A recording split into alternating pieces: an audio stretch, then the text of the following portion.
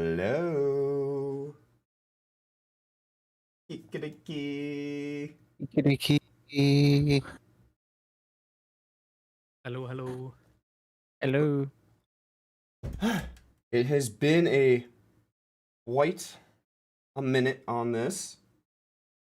We've been kind of going back on this and a lot of rescheduling on this, but hopefully we finally found time and right before the Christmas holidays.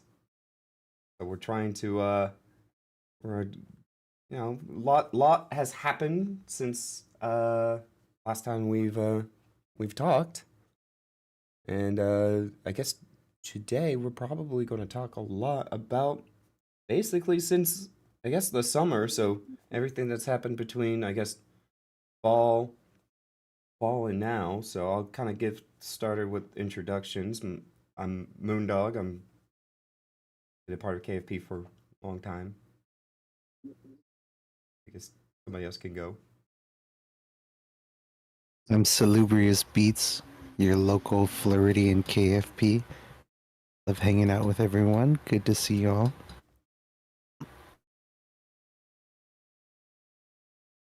Or we go with the chicken to my, I guess, right? We're facing the camera, technically. Yeah, then that's me. Hi, I'm Dominic.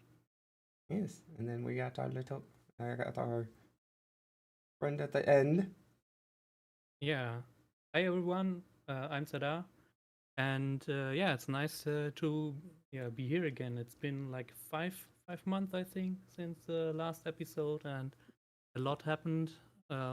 Many meetups, many events, and I'm excited to talk with everyone about it. Oh, yeah, we're probably because we know there's there's a member stream happening later, so we'll be fine. We'll try to make a good time on this, but we'll kind of get started to really really talk about it. I guess, do we want to talk about what's happened recently, or do we want to talk about like what's happened kind of more in a logical earlier in the year and move our way to now? I like going starting from way back. Starting from way back. All right. So I think where we last time we met, we had a whole bunch of summer cons. It was Kiara's birthday. Lot of events happening there, and then a lot of announcements happening during those times. Particularly, the biggest one that happened was the Halloween concert Breaking Dimensions. So that's probably the biggest event that probably happened after we talked. So to refresh things, people went to New York. There was Anime NYC that happened during that time, and at the same time, Breaking Dimensions and the first stop of the world tour happened with Kiara, Bae, Ina, Watame, Azuki, Muna, and Kobo. I believe those are all the people who were in it. That was such a crazy weekend having all that packed because it was like Friday night world tour, and then Saturday, Sunday, I think it was evening time was the Breaking Dimensions. So it was just like 3 days back to back of concerts. With con included, so like people went, did all the many people just did the con experience. It's like, even if it was like their first one, like talking this year, it was a lot of cons. It was like a lot of even like KFP or even just Hololive fans in general. It was their first con, and so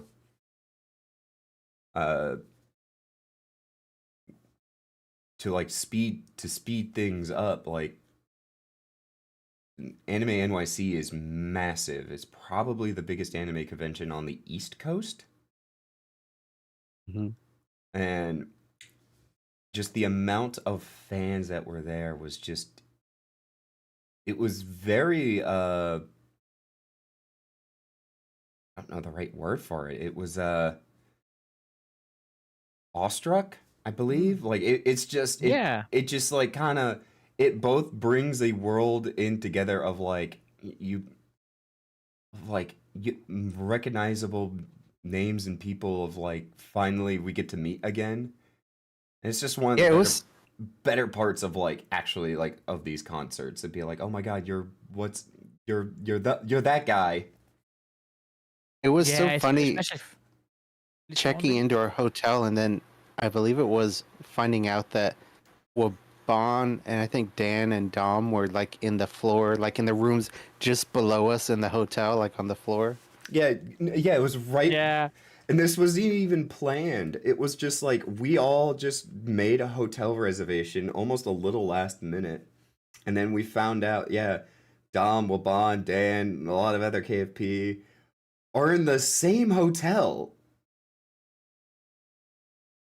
I mean, it's one brain cell after all, remember? And for me, it was my first trip to the United States in general. So it was a really packed week, and I didn't expect any of that to happen because, I mean, all of this stuff got announced afterwards. So yeah, this was a welcome holiday, not really a relaxing experience, but it was great to see you all. Oh yeah, it was definitely hectic.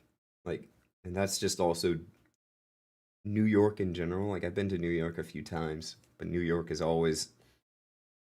is a very hectic place to go through. When you I have, mean, go ahead, Dom. thank you. I mean, for me, it wasn't that hectic. Maybe I'm just used to like bigger cities.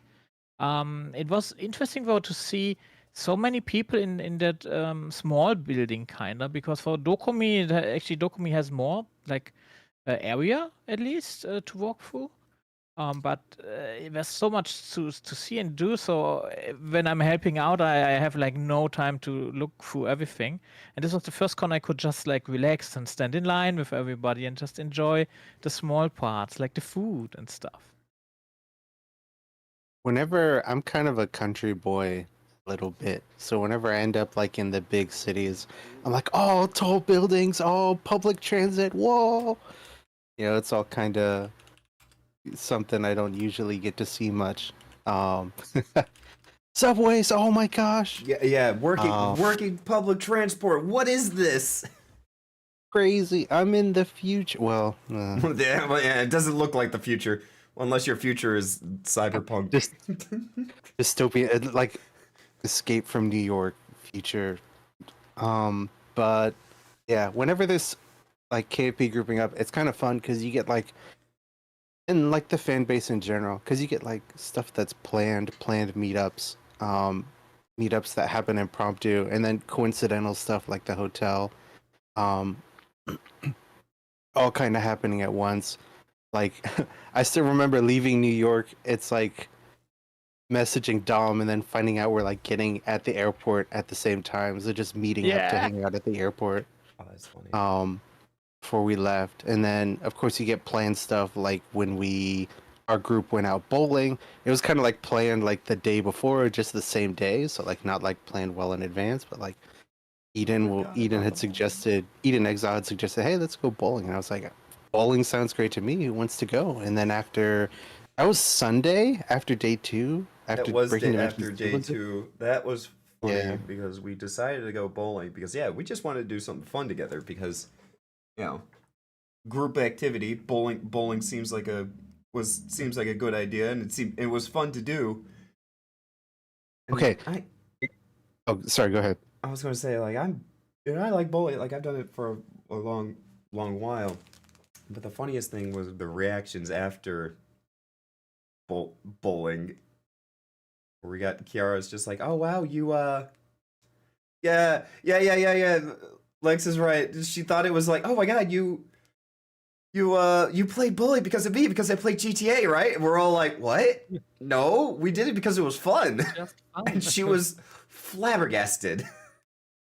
Okay, that bowling place though was maybe one of the more unique bowling places I've been, because like to go in there, like you go into this like lounge area and then you have to go past a bouncer, right? Because they're like, you have to be over 21 because it's actually a bar, and then you walk down a hallway and then you get to this elevator, and the elevator has a stark warning on it. It's like, if you put like over like 4 people in this or over 3 people in this, it will get stuck on the way up and you'll be trapped. And I'm like, okay, well, There's no stairs. that's interesting. Yeah, well, I mean, surely fire code there's some somewhere, but not like publicly accessible ones, right? And so you go in the elevator, and the elevator goes up 1 floor, but like the time it takes like the Empire State Building like elevator to go up to the top of like however many floors that is, it takes like the same time for this thing to go up 1 floor. It's like agonizingly long. Like the motor in it is like from like 50 years ago or something. It was an old building. It's definitely one of those like, to keep the New York aesthetic, they kept the outside and everything like looking the same, but they renovated the inside, but they still didn't change any of the infrastructure or electrical system or anything like that inside. They just kind of like redid the floors and walls, and that was it. And then like after like this agonizingly long period where you're in your back of your head is like, all right, so am I gonna get trapped in the elevator, or is it gonna make it all the way? And then you finally get to the top, and then ding, it opens up. And it's this really cool like bar, kind of like low dim lighting with like kind of neon sort of lights, if I remember right. Neon lights, like colored lights. I mean, it looked like a club, but at the same time, we were kind of the only people there, too. Mm-hmm. I think there was like one other like random group that just was there, like not even con. It was just like a group of like 4 people, like on the other side of the bowling alley. But it was really just our group. Like it looked like as if you were like in a concert environment type of like glowing lights. It was really, really cool. Like I massively enjoyed that feeling. Also, hey, some Yeah. people came impromptu, and it was like huge. Like, hey, let's do something together. Like one of the highlights of my year so far. World Tour was interesting because of the way it was set up. You had to both have a convention ticket and also have booked a ticket. And when it came to KFP, we had like gone into different groups because there was some people, like we had all basically, those of us who had like organized together previously or met up at the con and organized, had kind of split into groups that wanted to group up together at the convention. Because generally speaking, we found, or at least I found, that it's a lot more fun at a concert when you're together and like, you're with people who are there to like match your freak, I guess, match your vibe, right? And pump each other up. So we had like a group of people who had ended up getting gold up front. So that was like Link Cat, Lunchbox, Oban, and some others. And then there was like the Silver Squad. Yeah, Jinro. Then there was like a Silver Squad, which was like people who had all decided to get silver tickets. And we like found a spot to form a block in the silver section. And then there was us, and then I know like I had general admissions, which was like a few of us, which was like me, Sora, and I believe WikiTunes as well, and Uberhaber. We were all in the a little bit in the far back, but it was still a good view. We'll get back to World Tour views later. But other than that, like we all, like everybody tried to group up KFP style to have like some, like if you look at like a picture, you'll see a blob of orange in the crowds, and we tried to at least, make that happen. The concert was really fantastic. I mean, we got to see some really cool stuff. There was like the much talked about 4-person Do You. I think Kiara's solo performance was Chimera, right? On that one? I believe it was Chimera on that one. Yes. Yeah, on the first world tour. It was interesting. The setup was so the one downside is just because it's at a convention and because of how convention halls tend to be in the US, is that the seating layout was level, so like everyone flat. And then at the far end of the hall, where there were 3 screens, right? So a big, massive center screen, and then 2 side screens, which for the camera work, they would generally focus on certain groups or individuals or pairs or close-ups, etc., on the side screens, right? Mm. Now the downside is with like flat seating arrangements, it's kind of okay if like everyone's seated, but with the concert like this and its hype, there's gonna be inevitably a desire to stand up and cheer, right? And so there is, I think it was like a common thing across a lot of the world tours with that sort of seating setup, that the experience at the back was definitely harder to see things.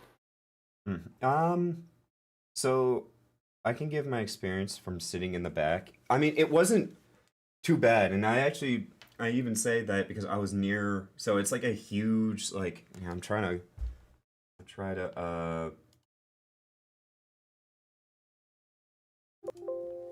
get an image that I believe Hololive even posted like after the concert. So like after all the concerts, they've been posting, hey, thanks for doing it, and they'll show like a snippet. Oh, yeah. So this is essentially like back in from what the general admission seating looked like, kind of. So this is like way in the far back, but this is kind of more in the center. So the nice thing is the center screen was very small, so it was kind of hard to see it, but the 2 side screens were huge and elevated. So I was able to see that. And then, if I stood on my tippy toes, like I was able to see like the center screen. So like when did Kiara play, like I did my best to see, but like yeah, everything was kind of leveled in a sense in that way. But the way they, at least New York had it, where it was the screens themselves were propped up a little higher. Which was okay. I mean, it was great. It was a great experience. Like, don't get me wrong on that. It was really fun because the vibes of it were nice. I mean, I'm gonna say what everybody else says. Like, they should also record these so they could sell them as Blu-rays in the future. But Mr. Yago, if you're listening to this, Moondog, think are we the still live? stream just died for a second. did we? Yeah. Yeah, but we should be back. Did I lose internet for a second?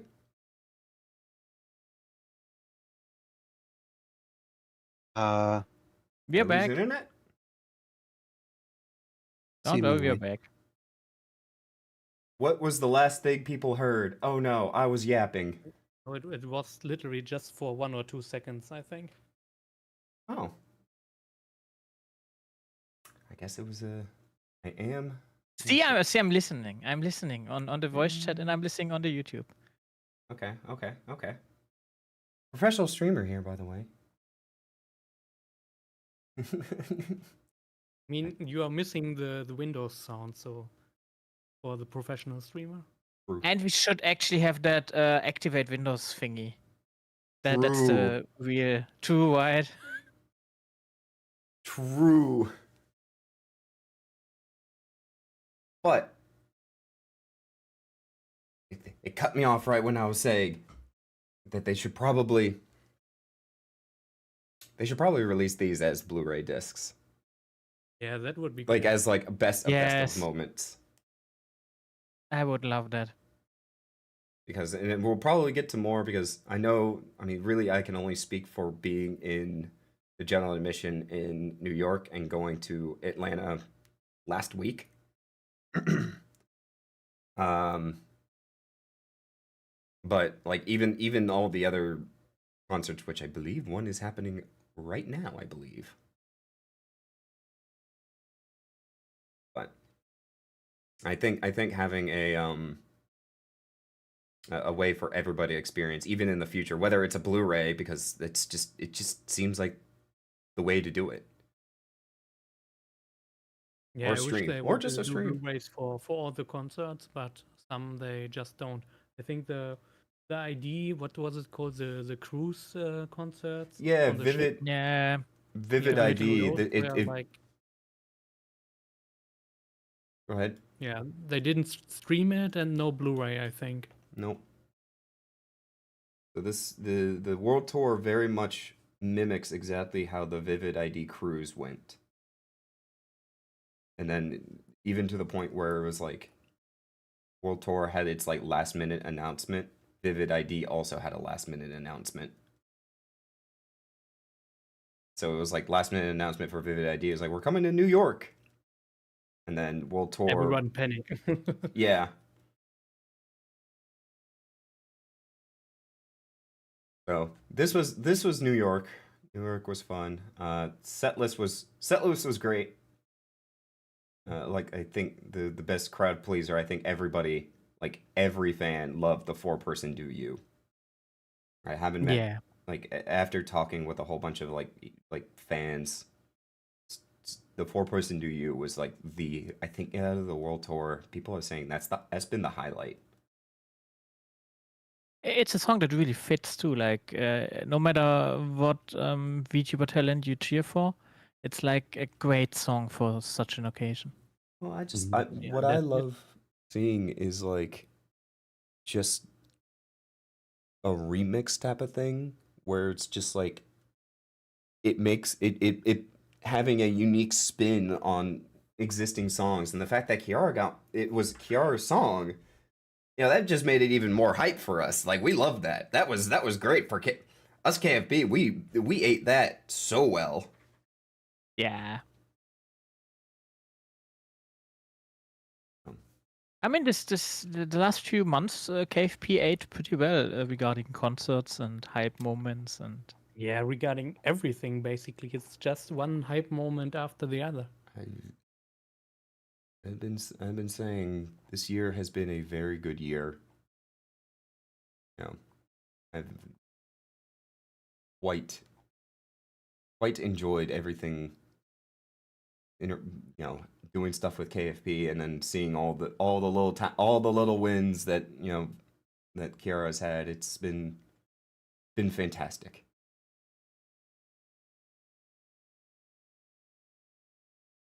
I don't know if anybody else wants to share Yeah, so anything. I see from chat, like Minato was like writing, there was a rebroadcast of Vivid ID on VR chat, which that's a cool idea. Like, I mean, at least a reason to use VR chat in a holo environment, right? yeah. Yeah, I remember when a bunch of people in KFP Court organized into groups for was it that same Anime NYC panels, like Anime NYC 2023 maybe? Oh yeah, Was when it they did the where when they they did streamed the panels in VR chat? yeah, they did. I think it was either 2023 or was it this year? Yeah, Dasadavai has it, the Sumitory panel VR chat 2023. Summertime. Okay. Because I think they did the panels because they were doing the panels from the booth. No, I think it was, I think, and yeah, I mean that was a lot of fun because it was fun. Like, I mean, unfortunate, VR chat rooms like they have their population cap, so we couldn't like all squeeze into one, but we split into like 2 or 3 different rooms. It was fun. I remember seeing, yeah, I enjoyed it a lot. So I don't know that they necessarily do that for like a paid event like World Tour, but in general, I'd like to see that kind of thing done. Um, and yeah, That's the end of my thoughts on that particular subject. I really liked with the VR chat stuff, like Red was saying. We found our own Wawa models before the panel, and we copied everything. So it was a lot of KFP madness everywhere. And then I think every picture I've seen from the VR chat event, there was some KFP somewhere, if not like the majority.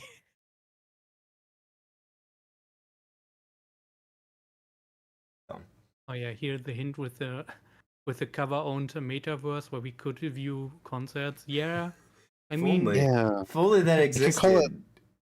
they could call it like Hollow Globe or something like that, because it's global across the Global. whole planet. People could Oh tune in. yes, Holo Right. Planet, yeah. Hollow Good Planet. Yeah, Hollow Hollow Planet. Planet. Yeah. Yeah. It I mean, almost sounds like they are still whole working planet, on it. Hollow Planet. It's perfect. Should we take that for fan project maybe? They'll send the Goon Squad after us. But to be fair, speaking of Hollow Earth, like I mean, there was a few prototype concerts so far, and I hope that someday we will do something which will definitely win me over. So yeah, let's see what the future brings. Look, if Fortnite, So far, I'm Fortnite not can have convinced, entire. but- Oh, go ahead. No, you can go. I was gonna say, if Fortnite can have entire concerts within their game, Cover could do the same, right? Right. I hope so. But I'm honestly have to say, so far I'm not convinced of their metaverse project. But yeah, we will see how it goes in the next years, I guess, because they won't let go of it. Yeah, I mean, I've talked with a lot of fans privately and in pretty good discussions actually, like not flowing too wide on the one side or the other. The consensus was it'll still need time, so we just need to wait and see. But yeah, it's so far it's something that not even everybody has heard of. Yeah, for their sake, I hope it turns well because of how much they've invested in it. But sometimes I do worry about, like project scope and how like the goals of because originally my original thinking was like because when I first remember seeing it with Hollow Earth was about the virtual concerts they did in it, and I was like, oh cool, that's a cool thing to be able to do virtual concerts in. But then like it feels like the idea for it, like what they want to try and do with it is basically like end up being like this like the term they use, metaverse, this ecosystem, this basically online ecosystem for fans to be in and meet and whatnot, but that like also incorporates like housing and like almost like MMORPG elements, but also gacha elements, and it's like that's a lot to do and maintain, so I hope I hope it turns out well. Yeah, same for me, but with one, like if I had two wishes left, I would actually wish in that direction for EN release of the Holo card game, the OCG, and a virtual project for that, because I feel like this thing alone can like fund the Holo Earth thing. For sure. Like that the trading card game that has 2 sets out now in Japan. It's going crazy there. Like I'm not joking. It's not just normal HoloLive popular. It's so crazy popular that they had to adjust their financial report because they sold so much more than they expected. And for their shareholders, they had to say, we made even more money, and we have to adjust it now. It's going crazy over there. The sets are gone everywhere in all local game stores. They are sold out. Yeah, it's like That's insane. Card games can print money. I mean, that's what. yeah, Hard games and gotcha. That's what. What's the company who owns Wizards of the Coast and Magic? Hasbro. Hasbro, yeah, where they were like, oh wow, this Magic the Gathering prints money. With and I mean, and all the Bumco collaborations is and the stuff they've same. done. Like with TCGs. And the other thing is like it has like our favorite Oshis in it, but it's Mhm. also a fun game to play. That's the other thing. Like having the thing be fun is amazing. Like Which I'm so on the because of every major IP like Disney, Marvel, whatever. Everybody's trying to do like a trading card game, but 90% of them aren't fun. Yeah. And like I having the played thing be fun is nice. Yeah. so I And I mean, played they basically have no cost for the thing, right? It's a bunch of Yeah. cardboard and a bit of foil. And yes, I had to develop the stuff and balancing, but that's probably some intern project, I think, because they kept the power level very, very low. So it's not overly complicated. And the basic gameplay is like the Pokemon TCG from 20 years it's ago. a combination of Pokemon and strangely enough, which is actually really popular, at least in the groups that card shops I go to, the One Piece card game. Yes. It's Yeah, apparently yeah, it's like a combination of Pokemon and One Piece together. But like Yeah. like Dom, you're saying like most of those games are like that come out aren't just fun. I mean, the art's cool. Like, I'll be honest, I have never played a game of Vice Schwartz before, like an actual game. But I love the Okay. card arts. But I've never played the actual game itself. Like I've played 2 before, but twice the rules need to be explained to me because it can be quite convoluted. It's still a nice system though. It's like, but it's not something for me to have fun over because it is a bit of a convoluted system. And I've been a Yu-Gi-Oh player from like the old days when Yu-Gi-Oh was still like one summoning mechanic. Yep. So that time was really fun and I have fond memories of that. And I've played a few Magic parties too, like it's nice, but it's not really my growth. And Pokemon was also like kinda okay, but with this one I'm really excited. And And I the do other hope thing, that people will meet up due to this like card game. In shops, at events, at concerts, at HoloFest. Mm-hmm. I was also thinking about, and this kind of tied to with it being able to keep costs low with it. And don't misconstrue this as throwing shade, because I think it's actually a clever thing to do. And is that they're able to reuse previous art for the cards, right? Stuff that's Yeah. been posed for, so that because like one thing with Magic the Gathering, right, that does add to card costs, and it's not necessarily in the grand scheme of things a large cost, is having to commission artists to create artwork for each card, right?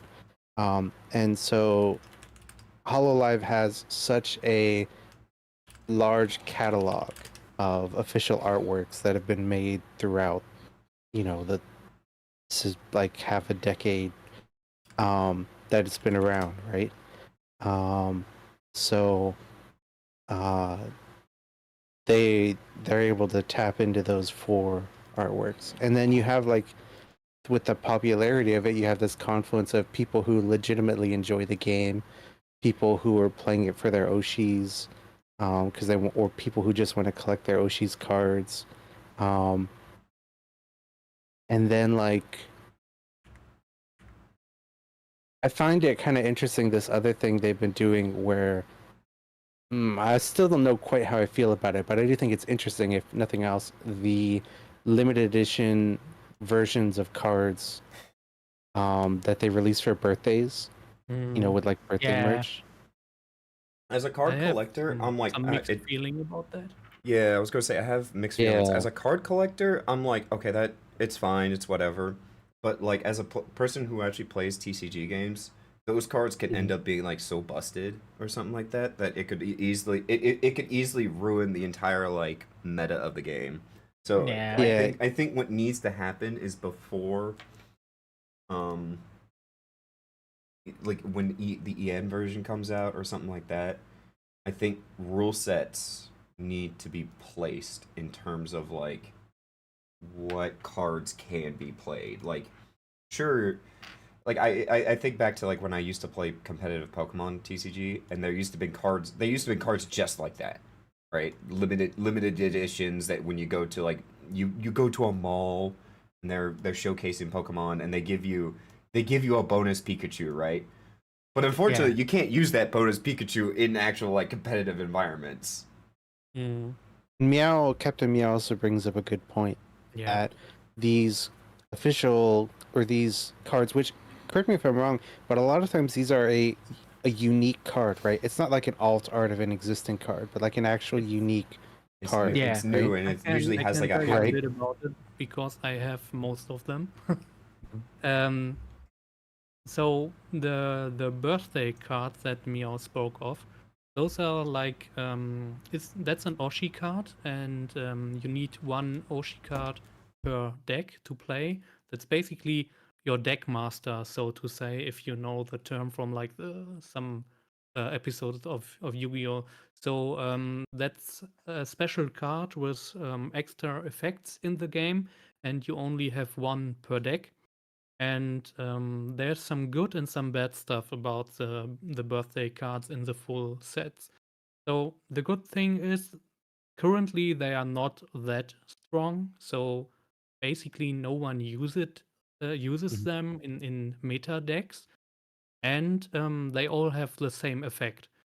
So it doesn't matter which one you get, basically. It's just the talent is different, and then maybe the colors, because yeah, different colors.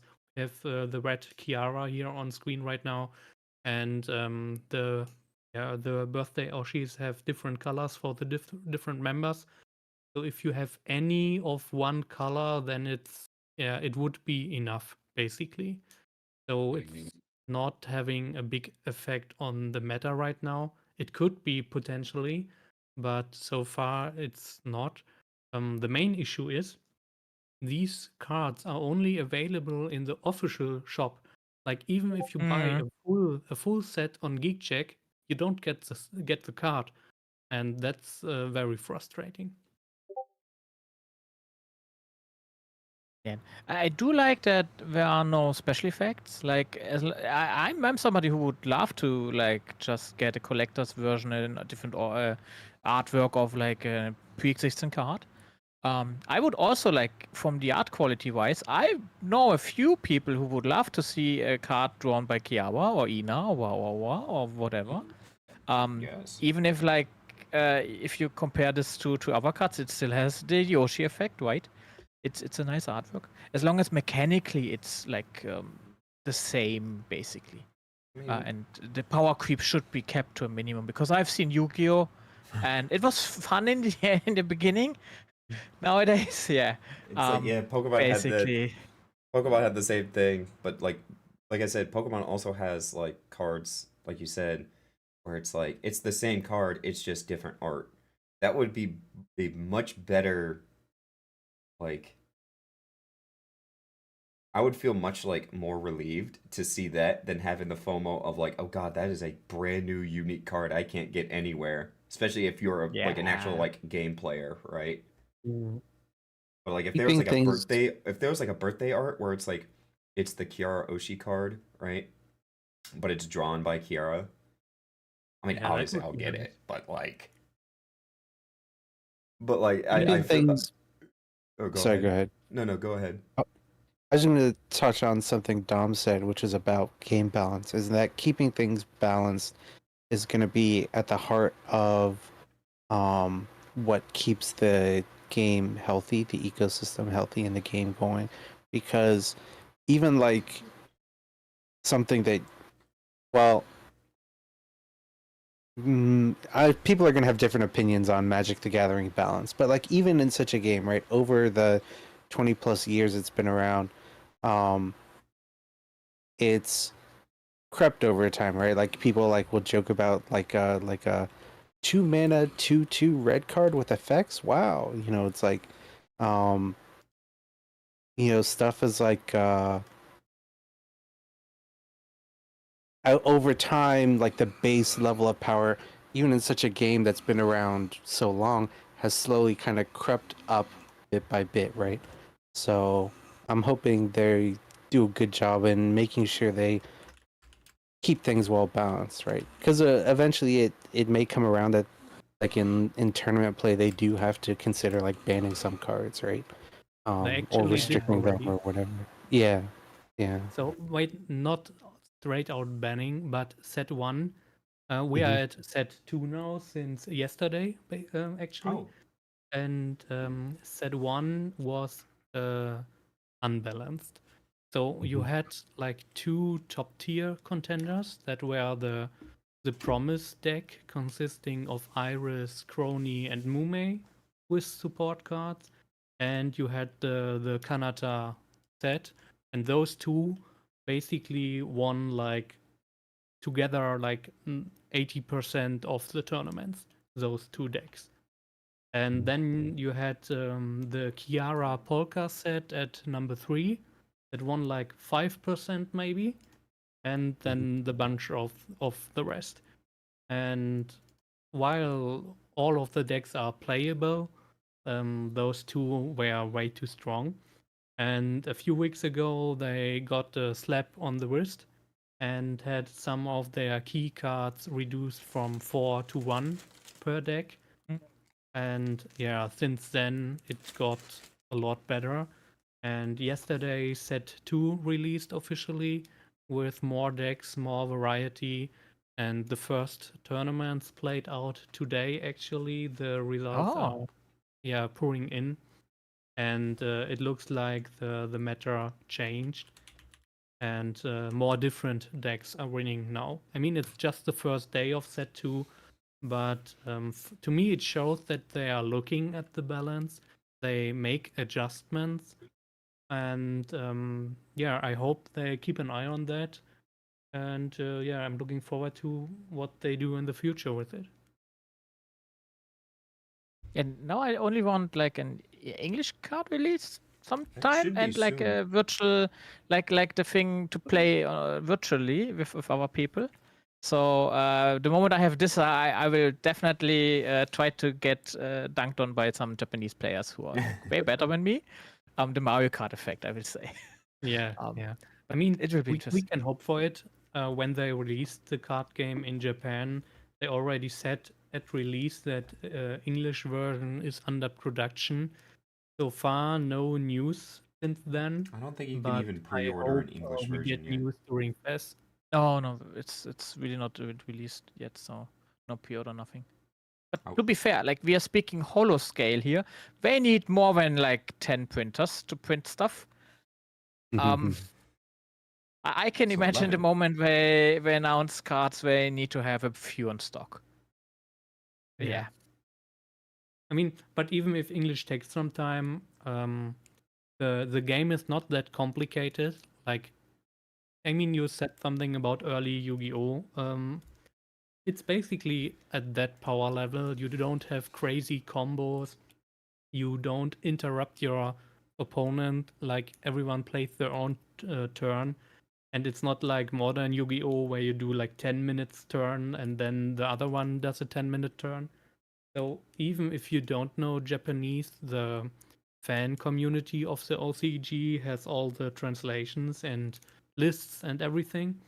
And if you just want to get in it, it's completely possible without even knowing Japanese, because you maybe you craft up your own deck, you remember a few effects of the cards, and that's it. And most of them have really simple effects, so it shouldn't be that big of a problem, even if you don't speak Japanese. And if you don't, you always have the chance to learn Japanese, because with those cards, as I see True. them before me, yeah, this is doable.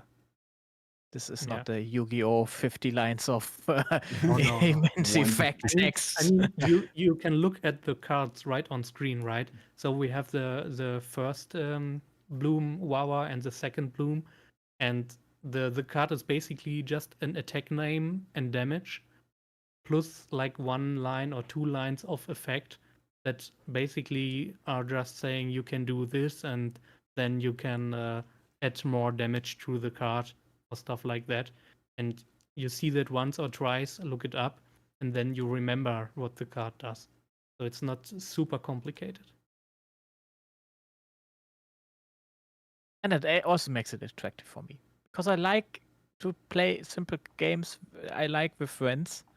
And I hope that the card game will also like spawn a few tournaments, not just in Japan, but all over the place. Yeah. Because I can see people play this at HoloFest, like in a few I months. can- Yeah, that would be great. I mean, I know people, the way they play card games is not even just like HoloFest. They'll just like get like a webcam, right? And they'll like point it down at their mats. And that's how and they'll go on Discords and they'll do tournaments like that. Like official tournaments. And they'll play like virtually. So like connecting people all over the world. Connect the world. Yes. But it would be fun to even see that because like the one thing that a lot of merch that I like to see, and I've seen it a few times in streams. Sometimes you'll notice people have play mats and it's like that's the Kiara birthday merch, or that's the Ame, Yeah. that's the Ame birthday merch. So, Speaking. Oh, sorry. Go ahead, my dog. oh no, that was I was about to pivot topics. So no, go for it. yeah. Speaking of Connect the World, I just wanted to touch briefly on Breaking Dimensions, which because we didn't talk too much about that, which was that having been to both Connect the World and Breaking Dimensions, one thing is I feel like, but in the time between the two, the EN scene, I guess you could say, has developed. The EN fan base has developed some more, and of course with Breaking Dimensions, there were more performers as well across 2 days. One thing is I felt at least for me, I felt the energy levels at Breaking Dimensions were really strong. Like particularly the first day, after which were like started to say like, okay guys, no bringing this stuff and this stuff, because the first day, so there was like the really infamously long line, but the long line was kind of twofold because I'd heard a couple things. One was that they weren't quite ready for so many people. Like apparently this was like the first time in a long time the venue had completely sold out.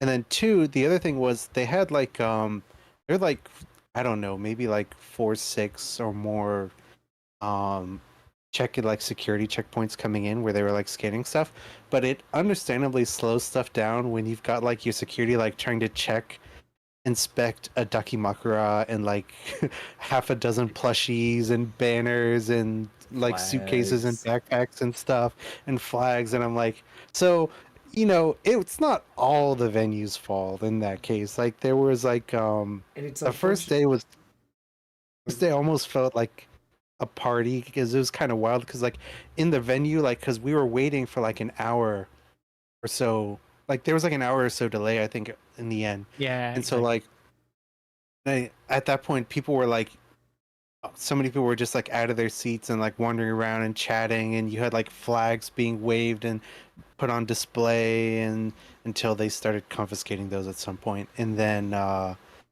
and it was like a really, really hype and exciting atmosphere at Breaking Dimensions. I'll say that.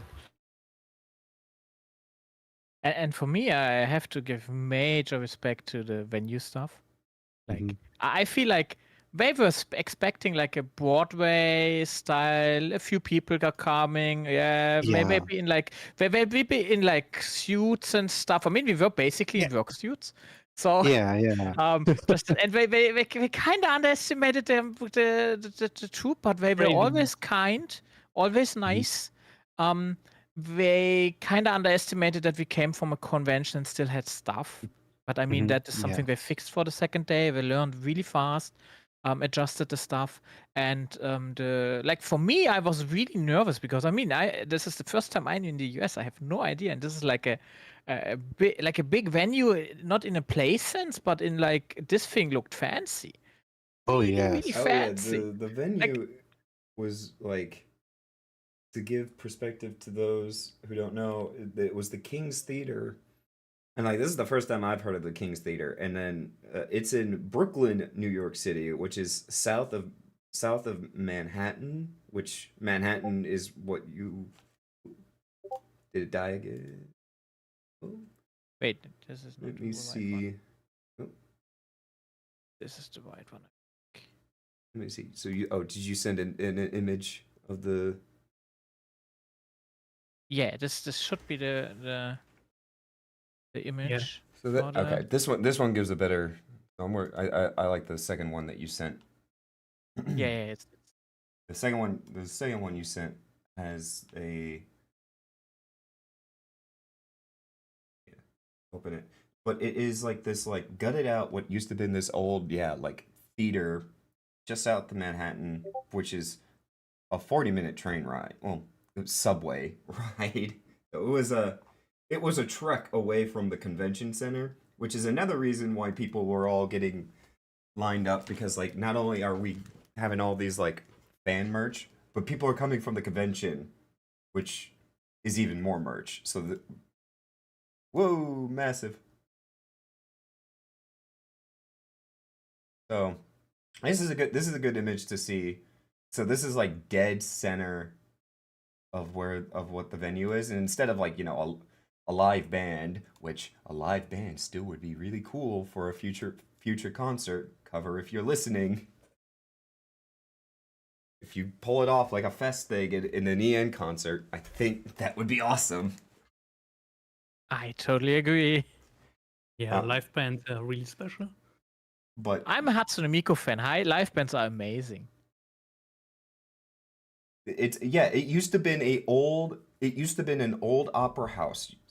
So Steve, you're right. It used to be an old opera house in New York, and then it was gutted out, and then it was abandoned for like a long time, and then I think in like the 90s, it got renovated to be its own theater. But because of its location, it didn't get much attention. It didn't get much attention until like and so like Beats said, like we used to we were in line, and some New York local was very surprised because this is the first time they've seen the place sold out before. Yes, indeed. And so it's just And we had to like back off of like not just one corner, but like we took a lot of real estate on the streets basically. yeah. Yeah. So I think I remember a tweet that said there were like tries around the building. Like the line was. Yeah. Oh wait, I found it. Wait, give me a second. Someone made a video. And actually, Moondog, I shared the official images thanks Yes. to Hololive So Production. I'm just like So, throwing them on the screen for people to see. Yeah. We're just Yeah. canvassing our stuff with all this. But what I really liked, and I think Beats pointed out, like the energy of this one was so hype. And I think that it's twofolds of like kind of it was a big venue. A little, like I said, a little smaller than Connect to the World, but I think that helped to its benefit because that it became a little bit more intimate is the right word, and because of that, I think it just made it a lot more exciting. Like having a lot more closer to people, because like in the YouTube theater, it was big, massive, kind of like more stadium-ish.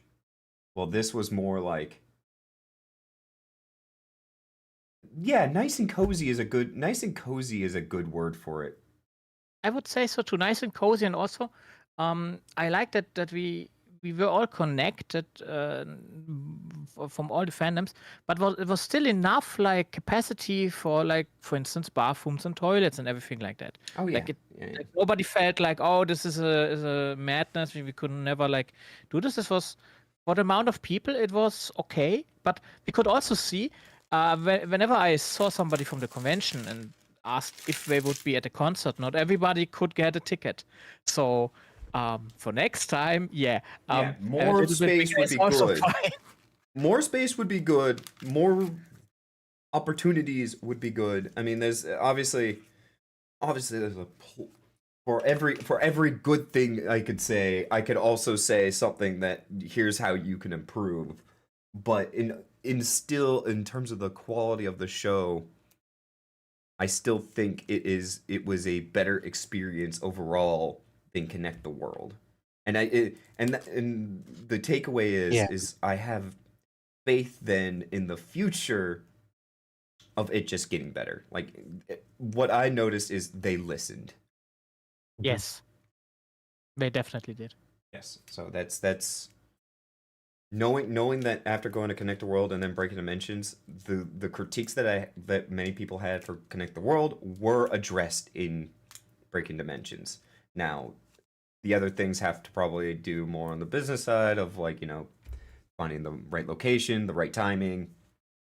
That was probably things more hands tied stuff, but like And I mean, even us fans, we struggled to get permission to gather in a park. Like we wanted to gather like all the fans in a park, for a certain place of time. I remember this was like a huge undertaking and lots of stuff. So, they pulling this off in the first place is for Japanese companies still like amazing, and I'm glad that they are expanding to the US. So they have more local connections and local employees because yeah, it's definitely not easy. I would kind of like to see like Miko, for instance, like talk to a like remember like one of the other like if that's the level of communication skills, then it could be a bit like troublesome. But one day I would love to see not just the N branch over there, which is already huge. Remember? yeah. I mean, even with the new people now, but also a HoloFest. Yes. But I mean, we had the Dodgers collab this year with I think Pekora, Suse, and Gura, Yeah. Yeah. and Which- that was I think the first big US collab with JP members, right? At least of this scale. It was. And then the craziest thing about that is, I'm just going to make the assumption. So I actually have a bit of a keep up with sports a bit, but the Dodgers won the World Series, and Yes. so And the they were funniest not thing the is a favorites, lot they of were those. pretty much the underdog before. Yeah, so a lot of the baseball is a very superstitious sport, meaning if something happens, like you see people wearing shirts inside out, hats backwards, doing certain things to make sure their team wins. And these are people who are like, 50 years old, typical guys doing all this stuff. They saw a little shark girl sing "Take Me Out to the Baseball Game," and they all now want that little shark. They want Gura back. Yeah, that is crazy. They want Gura back. They believe Gura caused them to win the World Series, and it's wild to me.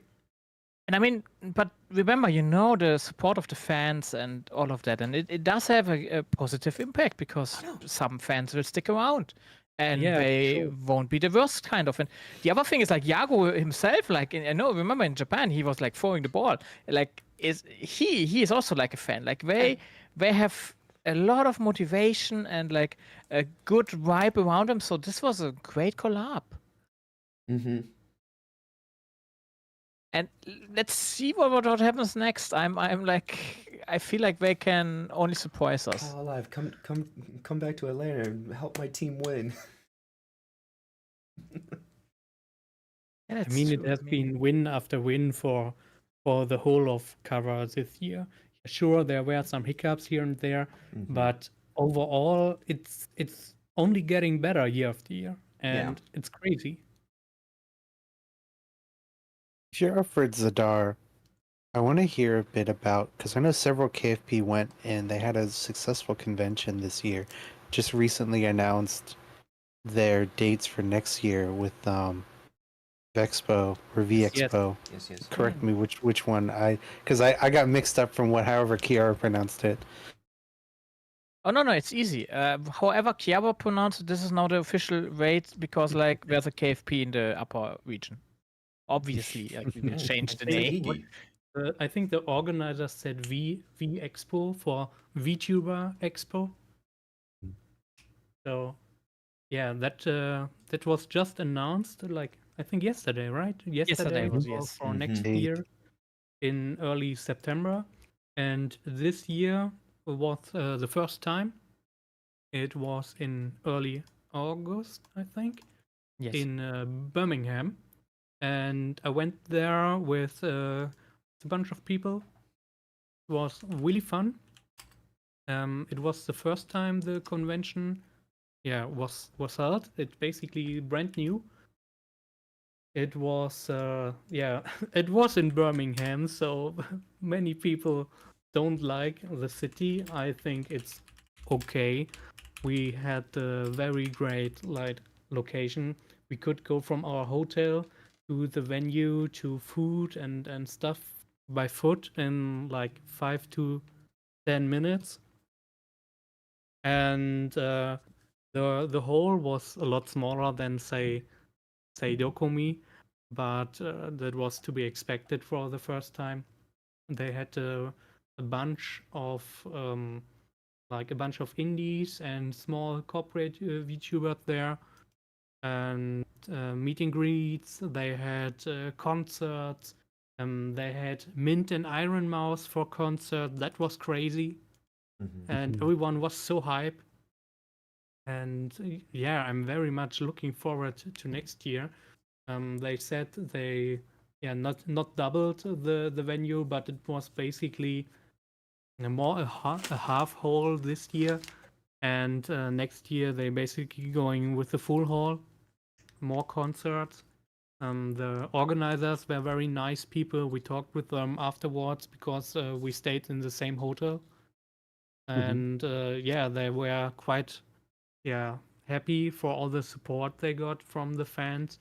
They asked for all the feedback to make things even better, and I think for the first time it was very good. I think I would give them like maybe an 8 out of 10 for the convention, and I was expecting maybe a 4 because it's the first time the convention was held.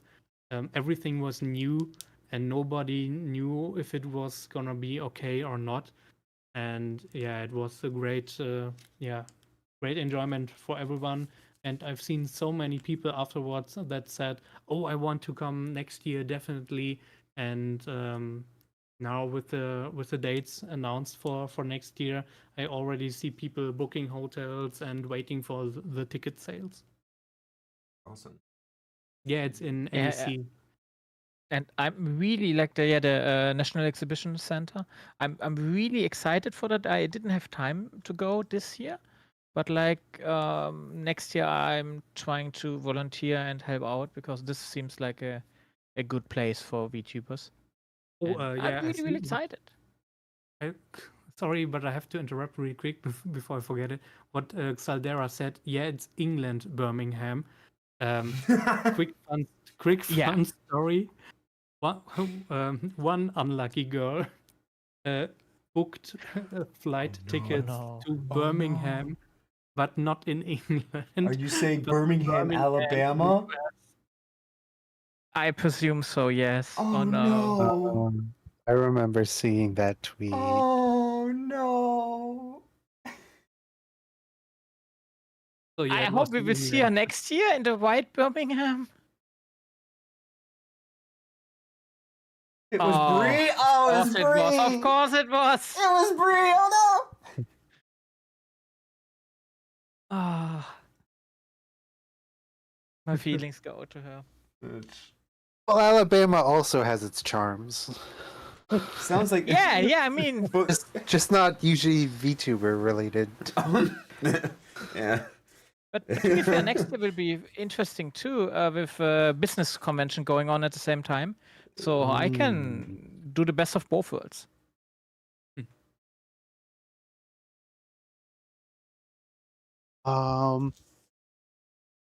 After Breaking Dimensions, it wasn't long after. I guess next topic would be Myth Anniversary, right? Myth Anniversary and some elephants in the rooms. Man, Yeah. it's so bittersweet because the Myth Anniversary concert and the show goes on might be like my favorite live they've done and my favorite song they've done. But then at the same time, the news came out a little bit later about Ame's departure. And so like it's like I had loved the performance and I love Myth and I still love Myth still now. But it's like there's no discounting, things are kind of different now. Yeah, well said. Like when I mention like a live band at these shows, my first thought nowadays, every time I think live band, I think of that song now.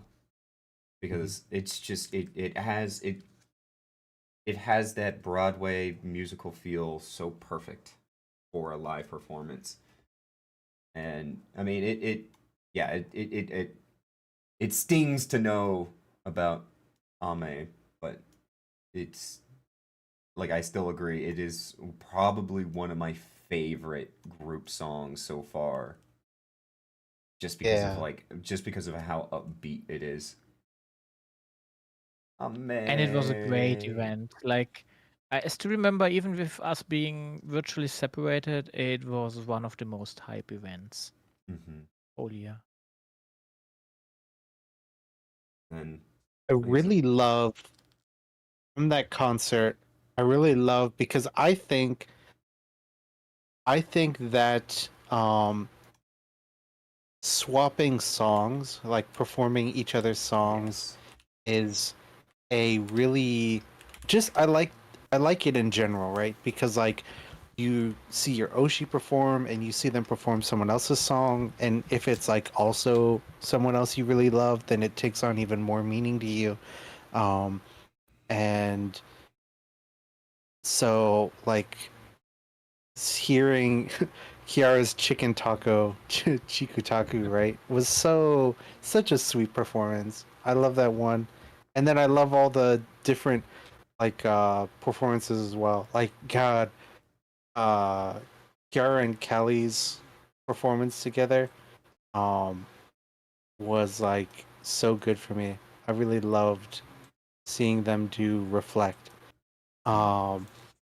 Just an amazing concert in general. And then of course the choreo for The Show Goes On is so cool, like, with them dancing about and like and then tossing the canes, and I love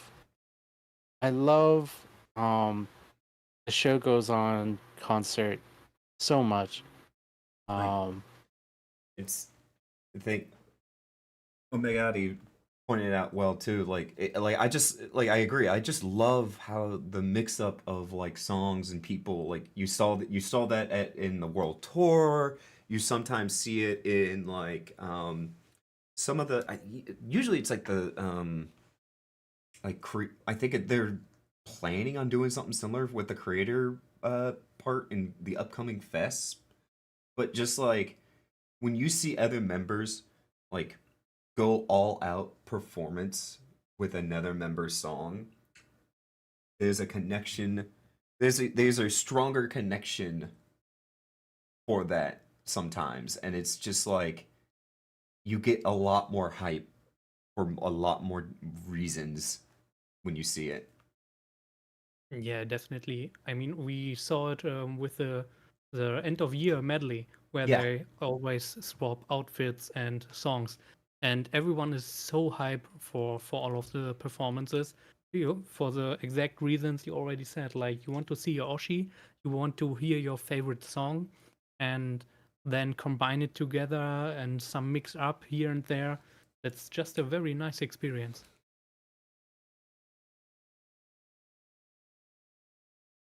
I kind of feel for Kiara. She's talked about like, what, like being hesitant about doing a myth collab again. Maybe hesitant is the wrong word. Not so much hesitant, but like, where it's like, how are things gonna be now, right? Because there's no Yeah. denying it's different. Because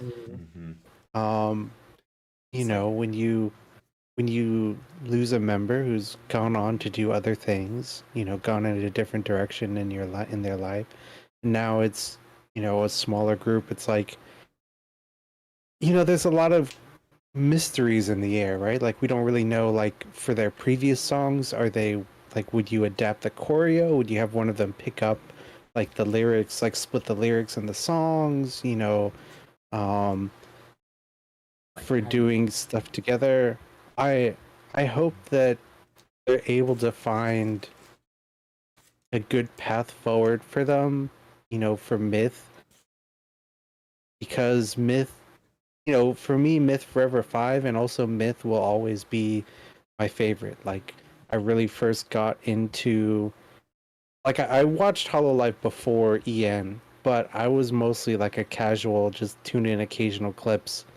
I think Hachima was like the first live stream I ever tuned in because I remember her doing like an English Minecraft stream I watched. Mm. But then with EN debut, I really fell in love with Kiara, and then with Callie and Takamori and Myth. And for me, Myth will always be number one in my heart. So I'm always hoping that they will find what path Myth is going to go forward in from now. Agreed.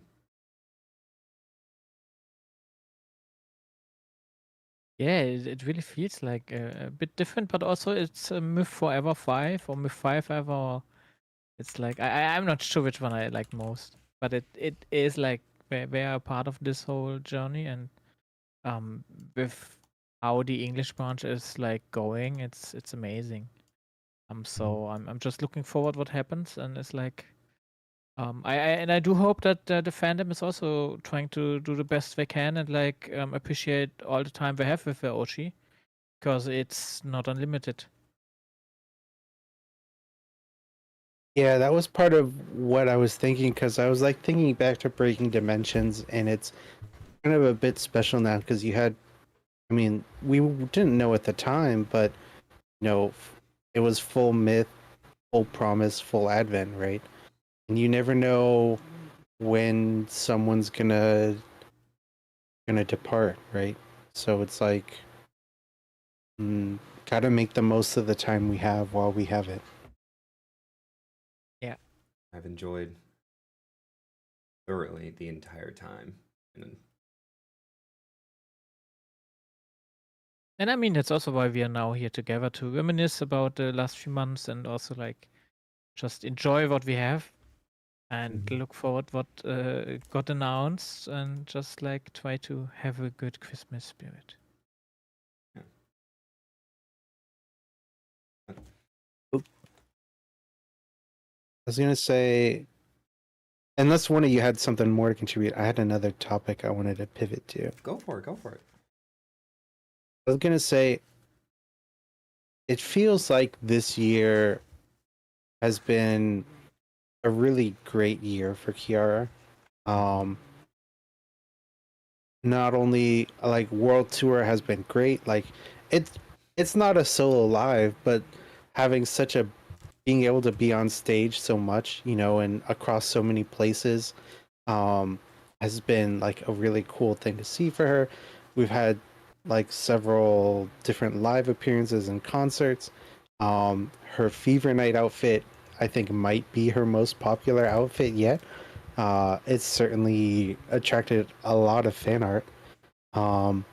And this year she's really hit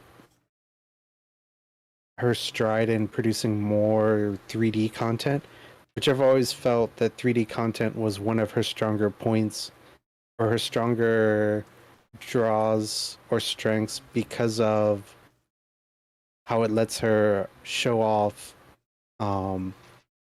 her dancing, and that also she's a very physically emotive person, right? Like we would always see that in the hand Yeah. cam streams where she's like, always talking with her hands and making so much movements.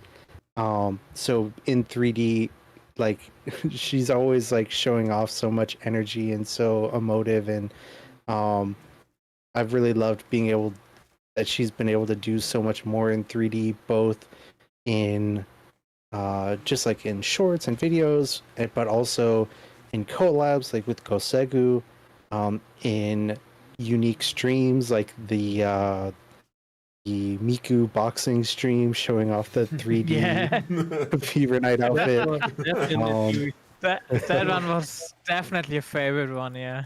yeah. Oh yeah, oh Not even- yeah. not even There's just that many one. reasons why. Many reasons why. Um, so yeah, that's my thoughts. I think it's been a really great year for Kiara with all that going on. Like, I Maybe the want- best yet. Like I've been thinking about that a lot more lately in the past few days because like it's been a full year, near a full year now, and then I was like I remember in like halfway through the year, I think we were all doing like basically looking back, and especially recently she tweeted and if you haven't seen the tweet, she asked people to go find your favorite moments in their streams and post it on on the replies to their Twitter, find clips, timestamps. So if you have a favorite moment or timestamp, uh, she has a tweet recently, where you can share that. But I've been looking back, and there's just and I've been looking at the list of like things that I've noticed, and it's just it's been the year of the Wawa. Like truly, I believe that, and she's deserved all the love, all the support on this. Like starting from the beginning of the year, I mean, she took her break, right, which is probably something she really needed. She at the time I made a list. She was at 1.53 million. She's at 1.56 now, I believe.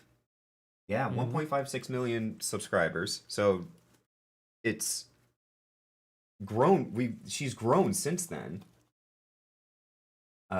She's been doing a lot more in terms of like creativeness and has grown so much. Like I look back and I think back, she did the soccer streams that were Yeah, really that was fun crazy. and unique, and I was not expecting to have that much fun.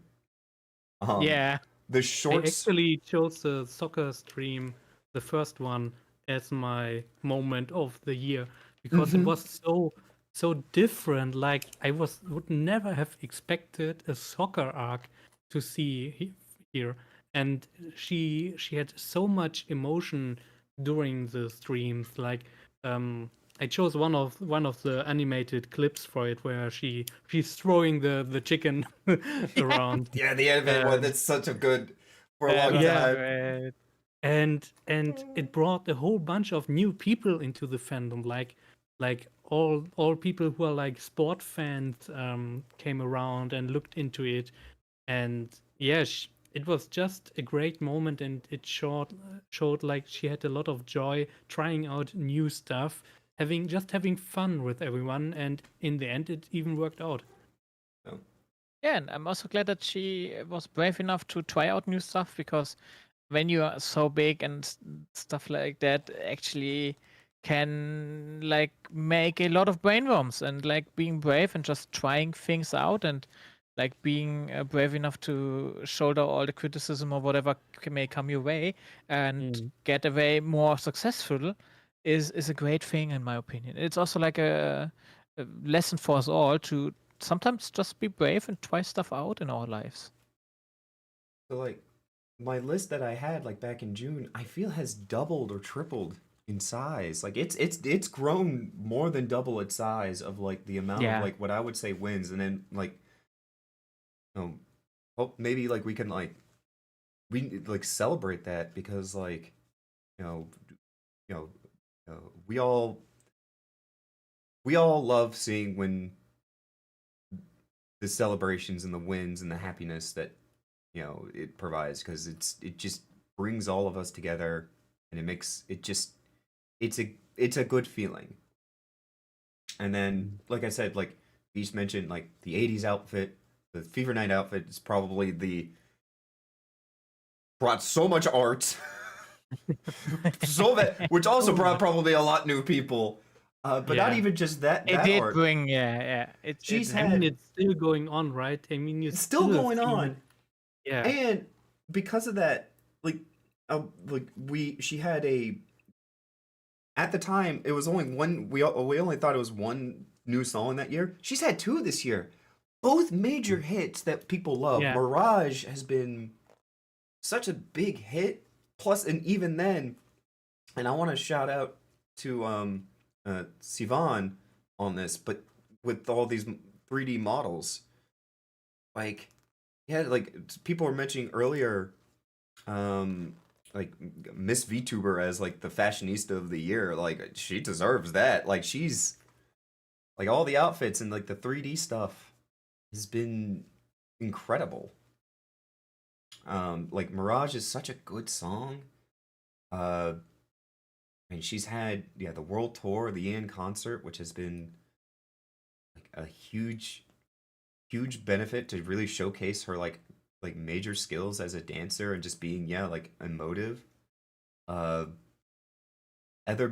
wins that I've thought of were like all the people that in the past we never really thought of. Like, I know it's only 3 or 4 technically, but 4 people have visited her in Austria this year. Yes. Which were probably some of my favorite moments that I put. Like the Ririka Raiden recently, Rene and Narissa.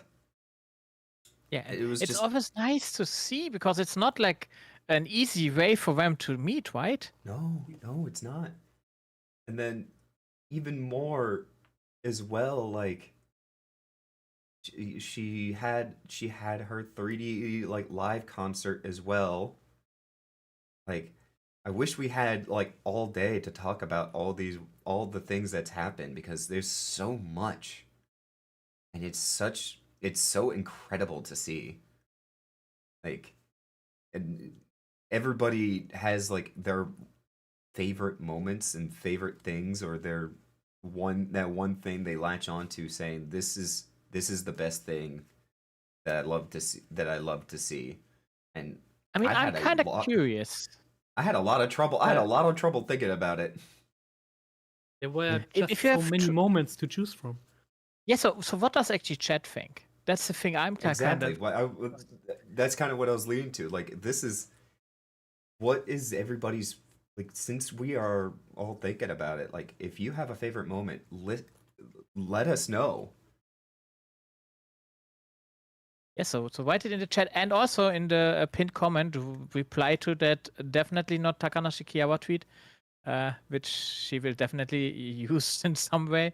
Will be interesting.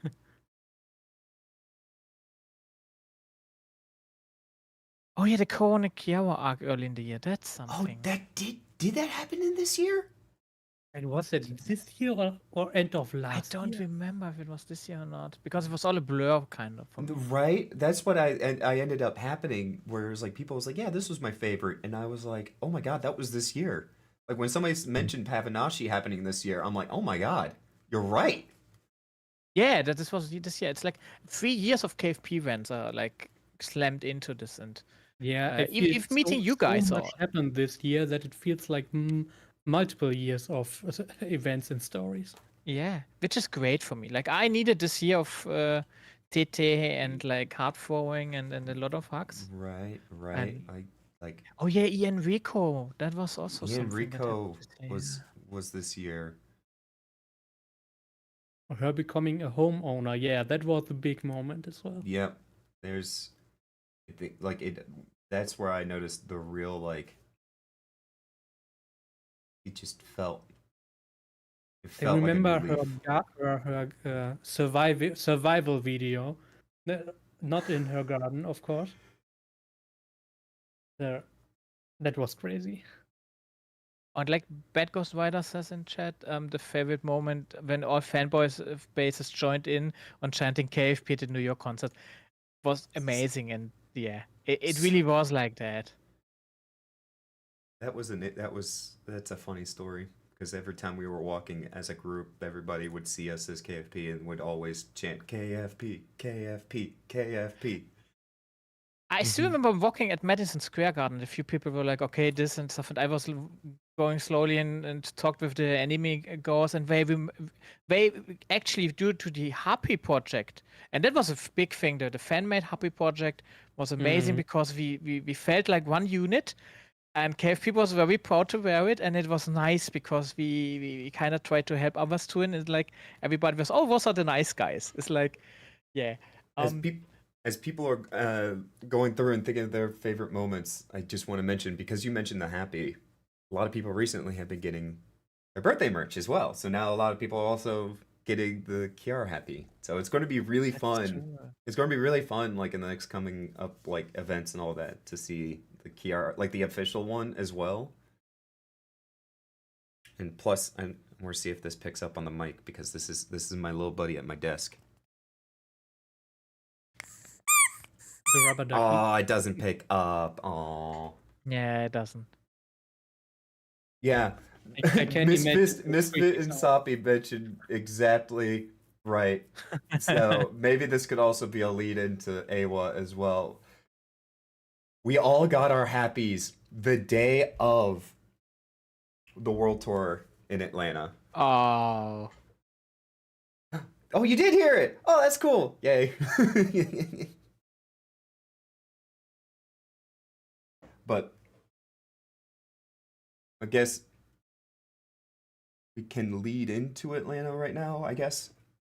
I think With it's that. a great transition because, like you Mhm. said, KFP was all over New York, but I could hear you guys from Atlanta over in Germany, at like you guys were cheering very loudly. I'm gonna let Beats. I can let you start, because if I start, I will probably not stop.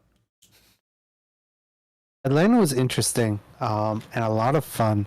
I got there kind of a bit after things were underway, in a sense, because several KFP had met up on the Wednesday or Thursday, and alas, work kept me trapped on Thursday, so I wasn't able to make it up till Friday.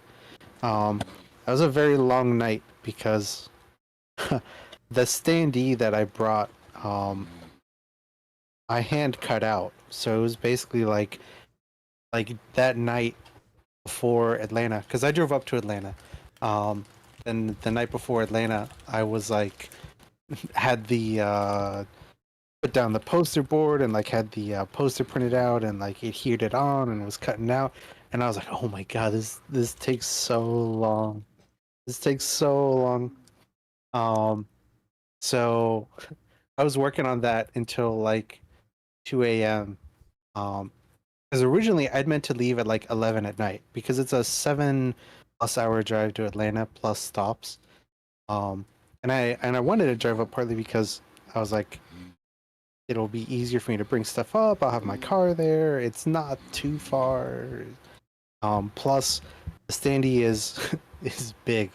I wasn't sure how I was gonna navigate that on a flight.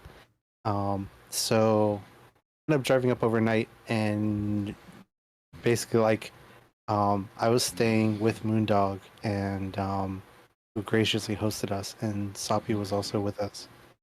And I basically, it's like I got there, I showed up at the door, and I was like, "Let me bring my stuff in. Bring my stuff in. Okay, let's go to the convention." Woo! Went and we like grabbed some breakfast and whatnot. There was AWA weekend was crazy because you had the confluence of both Hololive and World Tour, and also the Phantom Thief concert with the Wisps and Dragoons showing up as well. And the Wisps in particular, Mint has like trained them in like the arts of otage and chants and mixes. They're so hardcore. So like the energy in the for like concerts that weekend was crazy, just crazy. Um, Phantom Thief was Saturday night, right? And then World Tour is Sunday afternoon, if I recall. Yes, Saturday night was Phantom Thief. And then Sunday morning technically like early morning Yeah, well, afternoon was all uh, uh the concerts and the karaoke panel. So Friday was a lot of just like meeting up and going to like checking out some different panels and going around doing stuff. At AWA was really cool getting to like meet some people, getting to meet some people that I hadn't before. Like say first time con goers like Rad. I've seen you in chat. People I don't say meet as often. KFP really showed up at AWA. You know, there were a lot of people there. And I would say that the World Tour and Phantom Thief were probably my highlights. The highlights for that weekend for sure.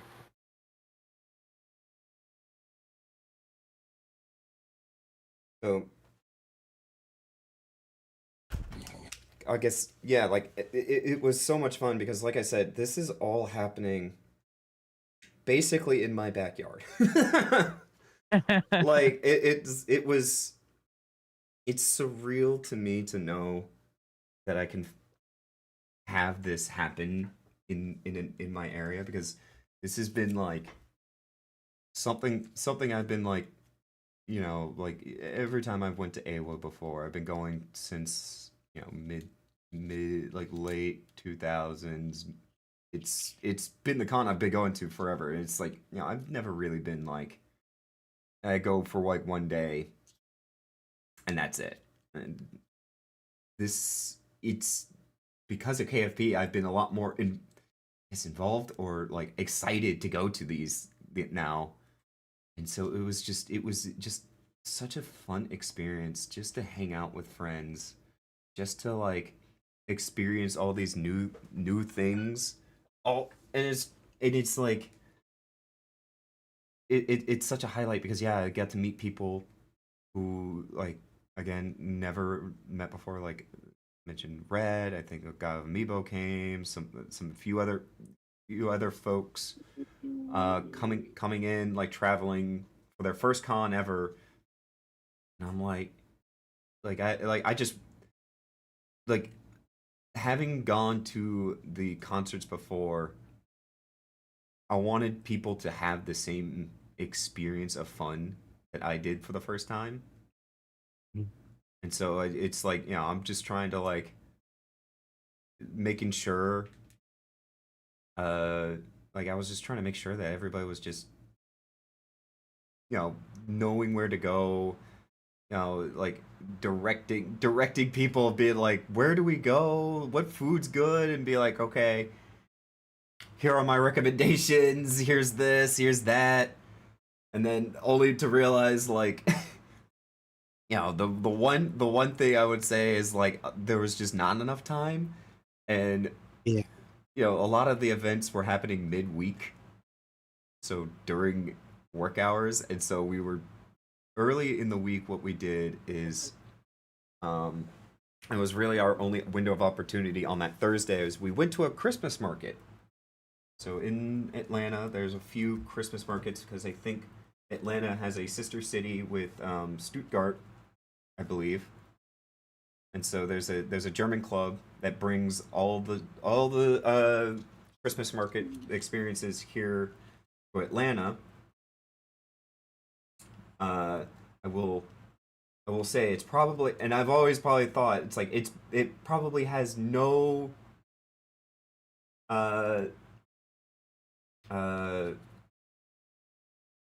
probably way different than it is over there in Europe. Like, but it's still such a really fun. I'm trying to find my own pictures of it. I mean, Right. while you're trying to find the stuff, I can tell you with European, I mean, the longer this whole VTuber thing is going, and the more merch we have, and the more connected we are, the more I also see, like, even at conventions where nothing is planned, you will meet new people or people will recognize you, and it's a great time. It's like we have shared hobbies, and it is really nice to play together, basically. So that's my biggest thing this year was like the community. It is always amazing to see this in action, and I hope that everybody can, even at local cons, kind of connect with people. It's connect the world after all. This is probably the best image I got. We went to a Christmas market. Just trying to send photos that don't have faces on them right now. But you know, we went to a Christmas market and they had all the food. They had all the like roasted nuts, candied nuts, grapes. Maybe a little bit more American stuff, like they had empanadas there, croquets. Ooh. And it was just a good time. It was just one of those things of like, hey, we checked the box off. You know, we keep hearing about Christmas markets. It was just one of those nice things of like, hey, Kiara keeps always talking up Christmas markets. Why don't we give it a chance here? And then I mean, so we did the Christmas market. We went back to the con, and then yeah, there's like most of the weekend was Wotogay practice and stuff like that. So there was a lot of like, you know, people learning how to Wotogay, for the Mint concert that was happening. So we went on one night. We went to a park that's like in the middle of the city, and there was people doing Wotogay there. You know, we did food together, just like ice cream and stuff like that, and Yeah, there was actually a big project related to the Otage because the Saplings were doing a big performance. Maybe it might end up being like one of the biggest Otage performances, like group recordings in NA, really, with how many people. I heard there were like maybe like even 70 people gathered up for that, practicing late until the night, and then after that Okabe had organized like to do a recording for a KFP project he's doing, and that's the one that they got kicked out by the police because it got too late, so he had to do another re-record later. That was like a huge gathering there in the park for that, or at least relatively huge for like a project of that, because like that scene has been, it's like the North America scene for that has been kind of having a resurgence in the past, or a surgence in the past couple years.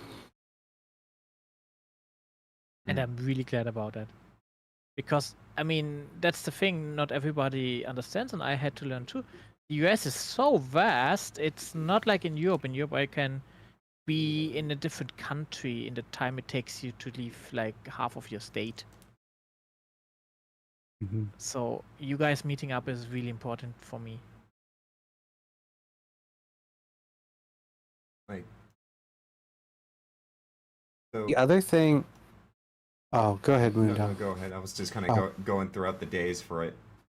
'Cause it's so Okay, I was just gonna say one thing about like this concert stuff and KFP and stuff is I've noticed my brain's gotten rewired in a way, because like before, I was not a lined person. Like the earliest I've like lined up for stuff was like way back when, like for like the Nintendo Wii release, maybe, you know, back when people like lined up outside Walmarts or Targets for console releases, you know, or game releases or stuff like that.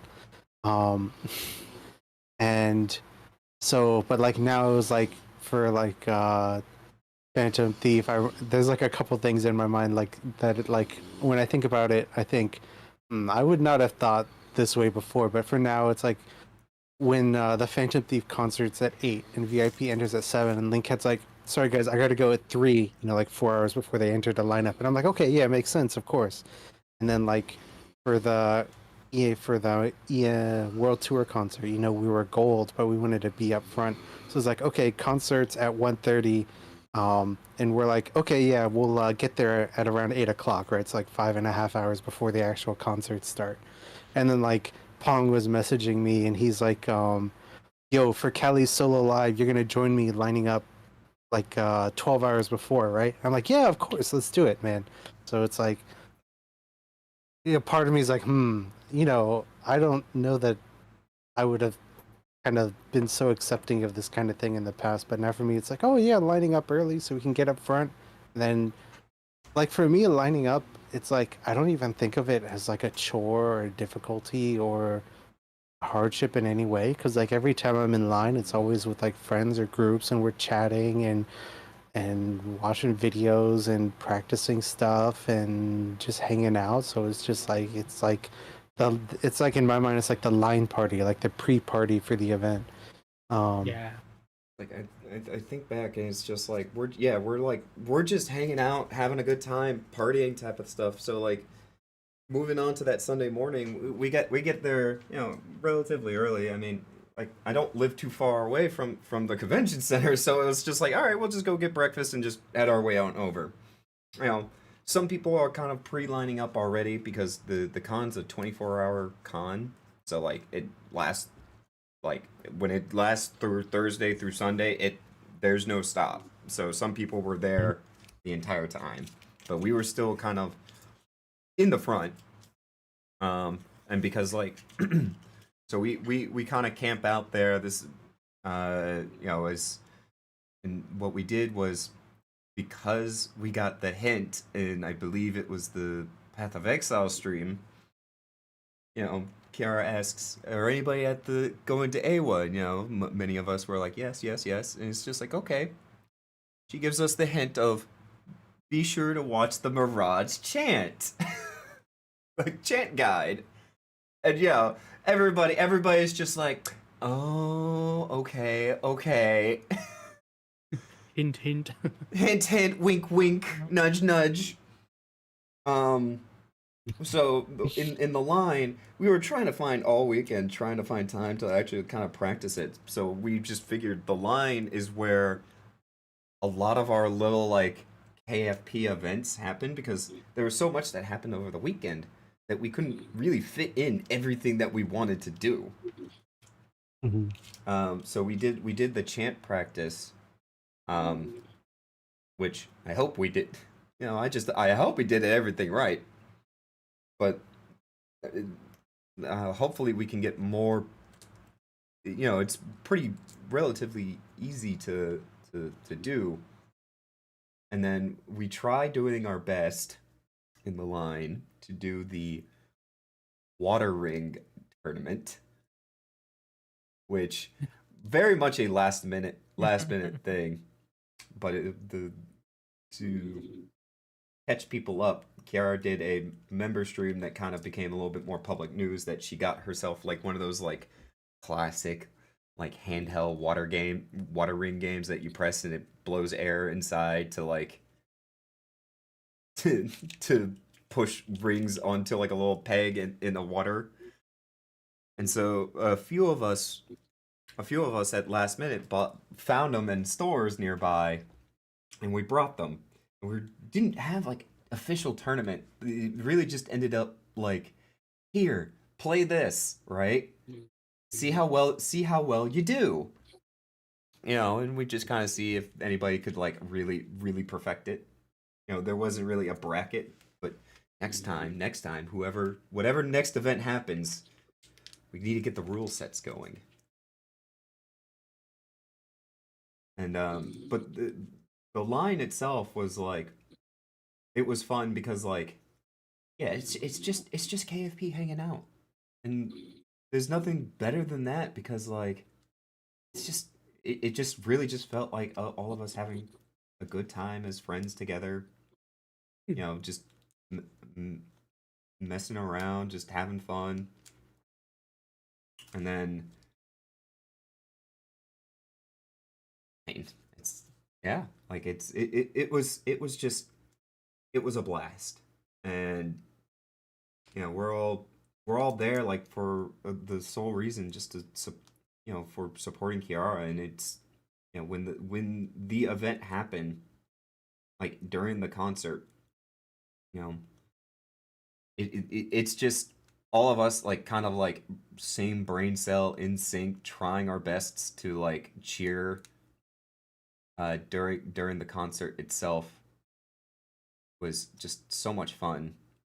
Which I do have my critiques about Atlanta because because AWA this year, this is a brand new location for them, and it was probably 3 times bigger than their last location, so it was a very big venue.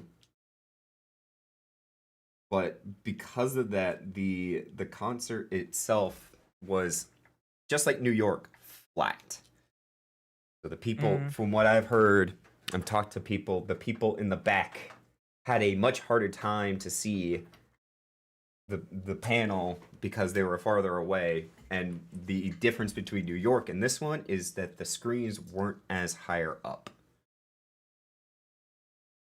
And so my only critique is saying that they just need to raise the screen and or find a location that can handle like a sloped platform.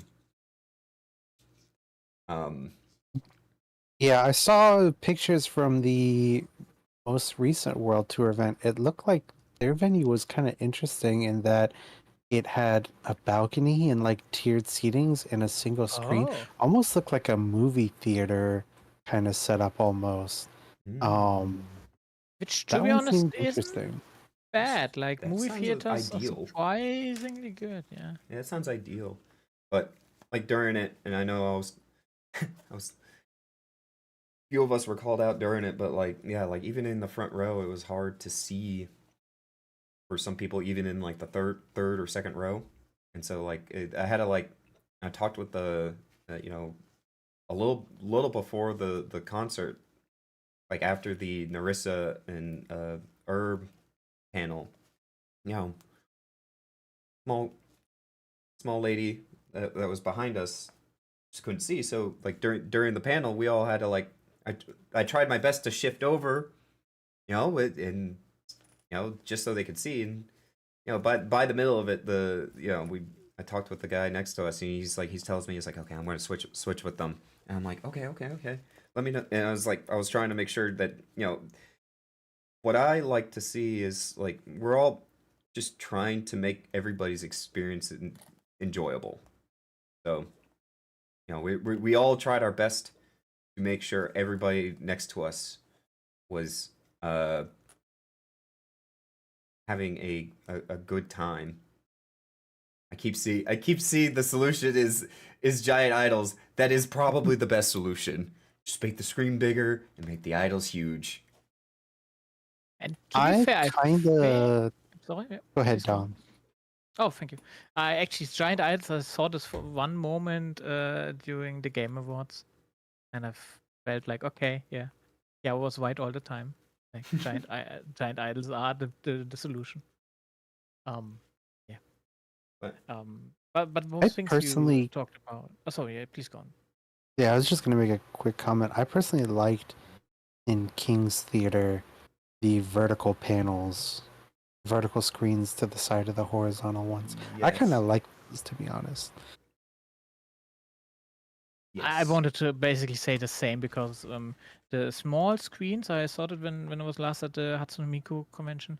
That's the thing that really is making a difference. Like, it helps people who don't have the best way to see the main screen still have a good experience. It's not that expensive either, so. But just to kind of go through the pictures as well, like what we also did is we had the Kiara cutout, and then we made some shrines. We made like a little shrine, even though they didn't let us have a table. They did not. They were very adamant of us not bringing a table or using anything. So we did it. I guess they were like, we don't know if that's liable or anything like that, which totally makes sense. So we just made our little merch shrine in the front, and then this is only at the beginning of the morning, and it grew like twice the size because as soon as KFP arrived, not too long after this picture was taken, I would say the two groups that were the most prominent were, KFP and the Brats. Mhm. And so the Brats they had a whole bunch of Bay stuff that they added to the shrine as well. So there was the Bay Dakimakura, a whole bunch of the Bay plushies, and then there were a lot of ID fans as well, too.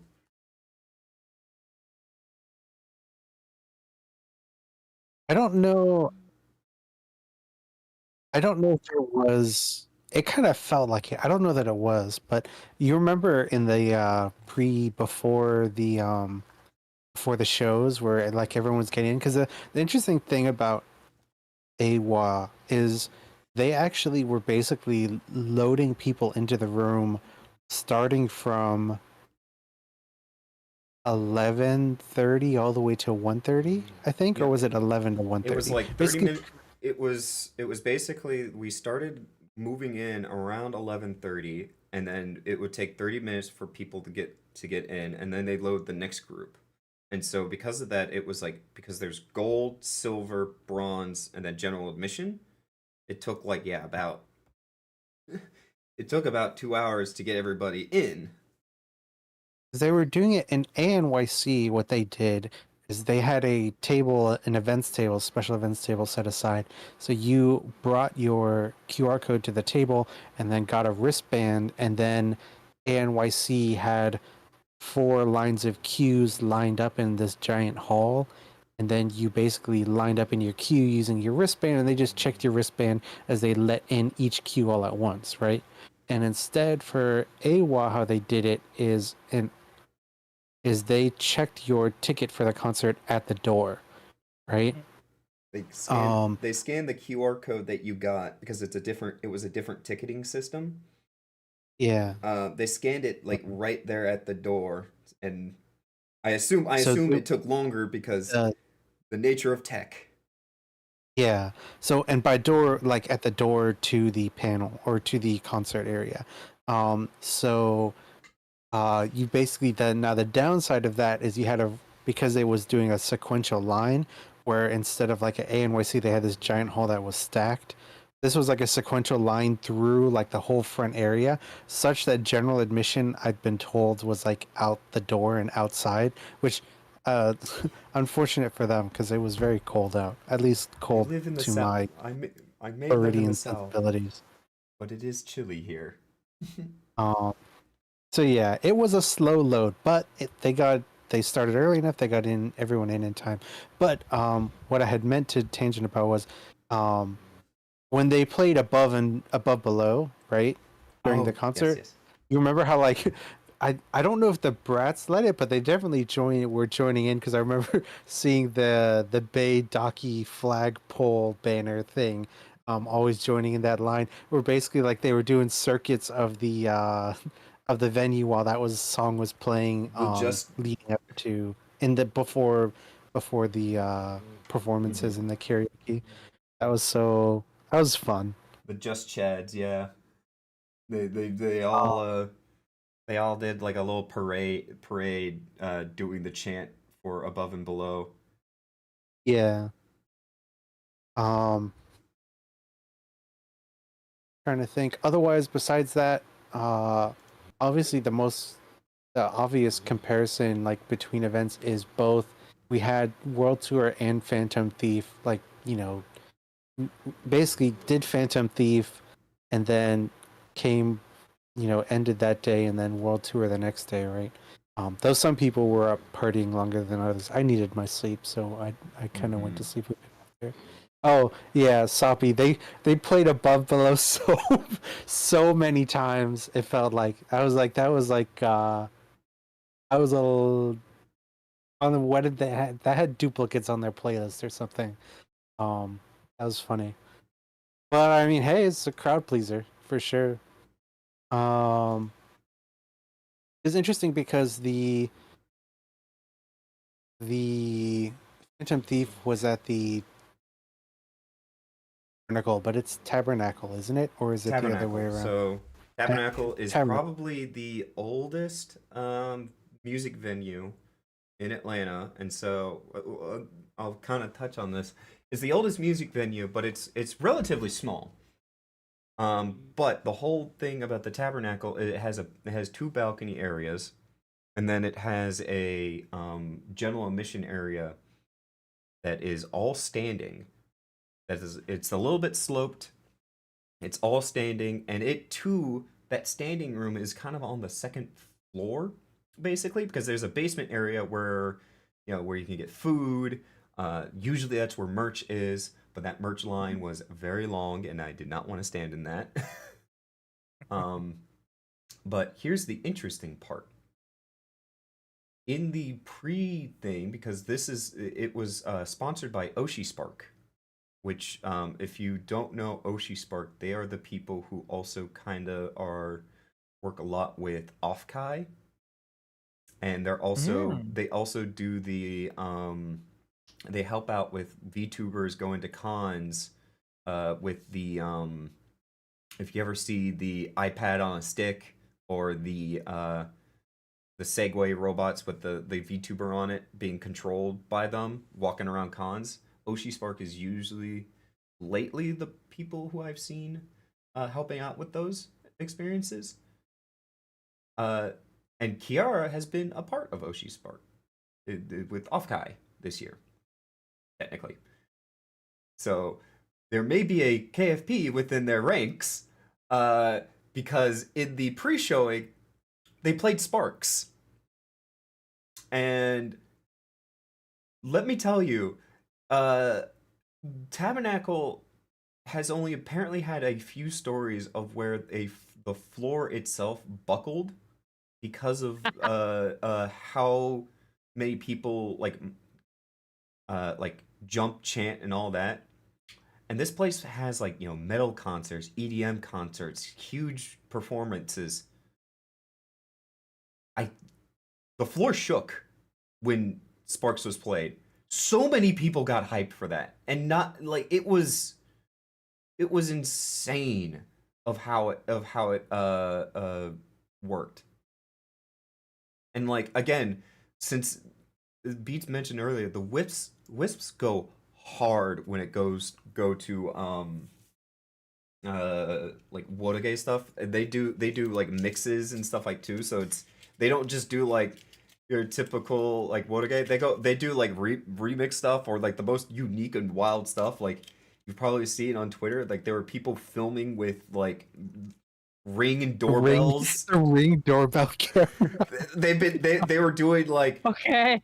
they were doing wild. you probably saw videos of people in the middle of it doing Wodage and then chanting Space Jam in the middle of it. Yeah, and because that was on the right side was the Woda pit, basically. Warzone is or, what it's called. all the people who wanted to mix or do Odage or chant all kind of gathered up, and so that they would kind of form a circle that kind of spread out so that people could hop into the middle and do moves or be doing moves around it, or when the Hamtaro circle started up, it started there on the right side. That was a lot of fun too. I've seen videos of people doing that. I want to be in a Hamtaro circle, and yeah, that was a lot of fun. I enjoyed that concert. Now it's interesting because it is a difference because I wanted to make a bit of the comparison. In World Tour, right? It was yes, we stood up, but it is a seated area, right? Basically all just a flat area of seats.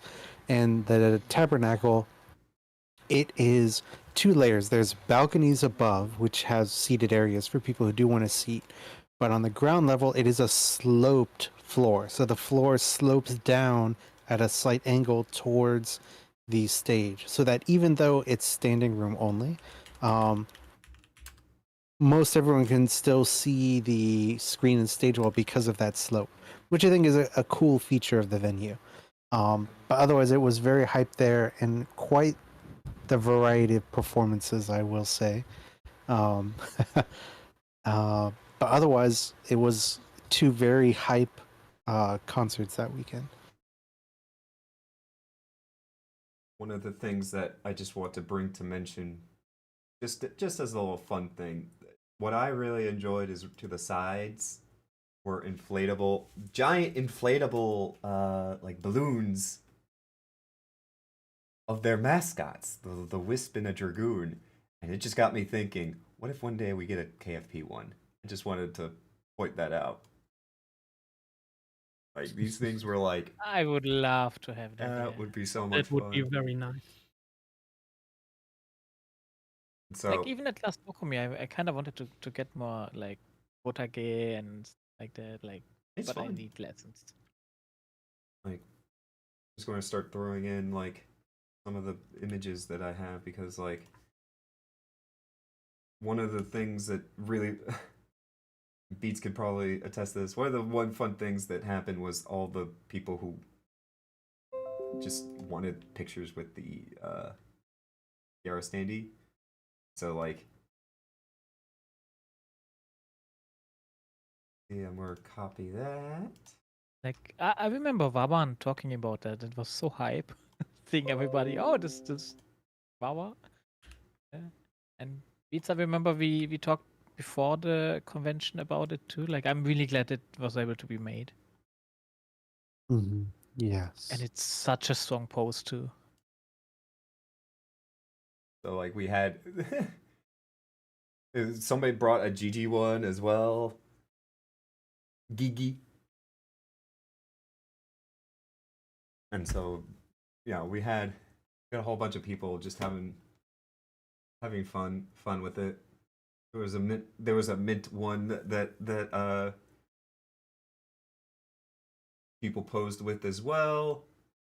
There was just a lot of fun. Didn't just- someone make them kiss? I Yeah. think I So saw a actually, video. it Of was course, I mean, yeah, it was funny because the cutout was an interesting story on its own because I mentioned working on it before the concert or before going up to AWA, but I did not finish because I was like, I got to hit the road, because it's going to take me a while. So I had her like 50-60% cut out. So I brought her to AWA, and then like throughout the first Friday was like actually finishing cutting and setting up legs for her like throughout the day. Like if you happen to see the first photo of it, which was like Boondog Link Cat and I taking a photo of it, the bottom part I actually had not finished cutting at that point because I ended up cutting it curved like that, like you see in the picture after that, sometime after that. It was funny because there was a mint standee. Someone had brought a mint cutout to the convention, and after Mint had seen the Mint and Kiara standees like standing side by side, she had like tweeted out, "Make them kiss!" And so we knew that we had like a mission We had a after yeah. after that. So we ended up seeing the guy with the mint cutout Looking back, after like while we were like walking to your car, I think, to drop something off. And then so we ran over to her and we're like, yo, we gotta we got a mission, and both. Yeah. It was funny because both of our groups we saw each other. We're like, we know what to do. We have So some then we made the cutouts, the Mint and Kiara cutouts, have their besito, their little kiss. And that was funny. That was really funny. Yeah.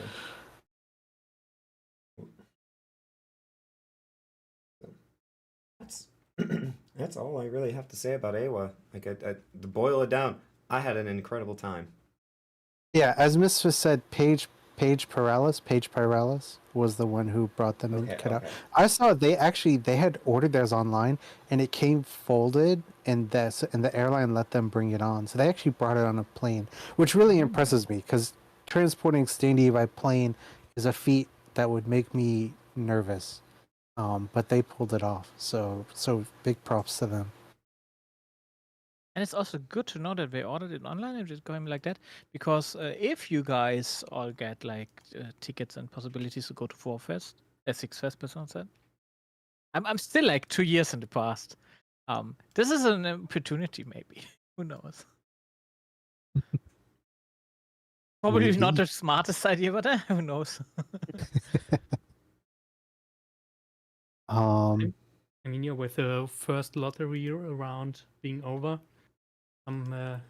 yeah, I the results were kind of poor, I think, so far. But I hope second round goes better for a lot of people. I want. Yeah.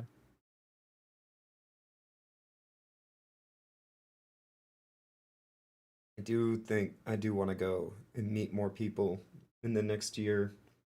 Travel, meet KFP again. yeah, Just I have really, another good year of just supporting what Kiara does with a group of KFP friends. Like it was an incredible year, and I'm just hoping next year is just as fun. I am envious of you, Moondog, for a location-based reason. 'Cause I was looking flights to Japan, and I was comparing Orlando and Atlanta is like $300 or so cheaper to get to Tokyo, and I'm like, man, what I wouldn't give I to haven't be even flying out from there. I haven't even started that process. I apologize on that one. I mean, even I'm not, because I Zen lost on the first round lottery. We'll see how the second round lottery goes. Because if I crash out there too, that's gonna be a tough choice because there's so many people I see going that I'd like to see. You know, Alicia, Barcati, Just just like this long list of like people that I've never gotten to meet because they're like on other parts of the globe or just we've never had opportunity. Um, and so it's like, but at the same time, it's like I don't have like the time off that I could like, because I know some people are going there for like 2 week trips, and I just don't have that much time off to tap into to do that. Because we all have our different circumstances when it comes to availability and income and stuff like that to be able to do things like that. It's an individual circumstance thing, but I can only go there for like maybe 6 days or so. So I'm still like, it's like a really tough choice. Do I want to go even if I don't get any tickets for like Fest or Expo? That's gonna be a tough one. Tough to think about. For me, it's actually because I've been to 4Fest back in the day, but I didn't have any tickets. For me, it was a visit for a friend who was studying over there. So I went 10 days in Tokyo, but it was like planned ahead of time. It was just, this is another thing on top. And I can definitely recommend a few days, but it's fine if you just have a weekend plus 1 or 2 days extra is pretty fine. The only thing I want everybody listening to know as well, if you want to have HoloLive themed merch and you expect to find anything after HoloFest, this will be pretty much impossible. Just imagine like the big swarm of like fans just going for Akihabara and getting everything basically. I can only It's imagine. thousands of people. So if you go a few days beforehand, then you can still like enjoy this stuff and like meet up with people. But afterwards, it also felt like after HoloFest, like everybody's so exhausted and just like flying everywhere else. So it was really like quiet too. So what was nice was like the tourist experience afterwards. But yeah, if you want to have like more chances to meet people, I would presume like beforehand is more the interesting time. I'll keep that in mind. But it's also depending on your fan group, right? It's like, and the other thing that is really important, and if you guys want to know more about this, ask Koala Universe. He will gladly answer.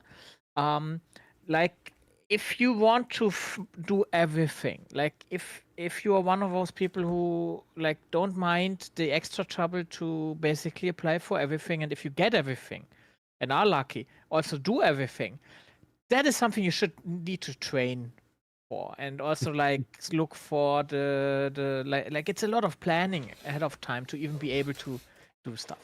Like you all said with Ava, it was not enough time for everything you planned.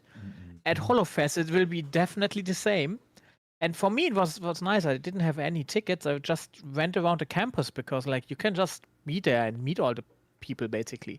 But we are not inside the Super That's Expo, or just like waiting around. And it's a great atmosphere. That's why even if But yeah, I don't win, or if anybody doesn't win, like I think there's still an opportunity. Even if you don't get tickets to it, it sounds like it's even fun, even to just be around the area. Even like yeah, 100% that. And also they have, if they were still doing it at Makua Messe, right? Mhm. So Yeah. there's a baseball stadium really near that thing. So if you guys want and want to see like idols, they literally had idols near the baseball stadium, like having an underground concert oh, and cool. stuff like that. So it's not there's not a lot of entertainment, let's say, in that area, but there is some interesting Japanese stuff. It's in Chiba, So correct? Yeah. I think Yeah. so, yeah. See Yeah, the yeah, it is. Chiba. Go watch the Chiba Jets play or something like that. And I will say, um, for Expo and Fest specifically, and for meeting up in general, um, there's always stuff being planned. If you ever want to meet up with or hang out with KFP, just gonna kind of rattle off. The KFP Discord has a forum for organizing meetups for like KFP stuff. I run a meetup server, which is KFP centric, for like meeting up for both Kiara events, but also like organizing for some outside stuff too, like Cali's solo live. We're talking, doing some discussions. Um, and there's also for Fest specifically, for like general meetup, there's the Kaigai Niki, the Hololive ticketing and event server, where they like Fest is their big thing, but they also organize stuff throughout. Holo Takeover is a cosplay centric group, and they do lots of organizing meetups and stuff. So like if there's an event and Hololive is there, there's probably a Holo Takeover They're very event cool that's people. Yeah. going on. I love Yeah. Holo Takeover. So Holo Takeover, if you guys ever, I always enjoy hanging out with you guys. And then of Shout out to course them. there's always regional groups as well. Like I think Yes. Maddie and some others have like a UK centered Hololive group, and there's like I'm pretty sure there's like a West Coast group, and I've heard of like that there's a Hololive APAC, Asian Pacific meetup server. So if you ever want to, I think you're going to do an event and want to hang out with people with like-minded thoughts, or who are in the same community who also enjoy hanging out, and I definitely recommend checking out some of those resources. Or if you're ever unsure, just feel free to like reach out to one of us, and we can like get you steered in the right direction. Yeah, no matter where you are in the whole world during HoloFest, like there are like people gathering everywhere, and it will be a lot of fun.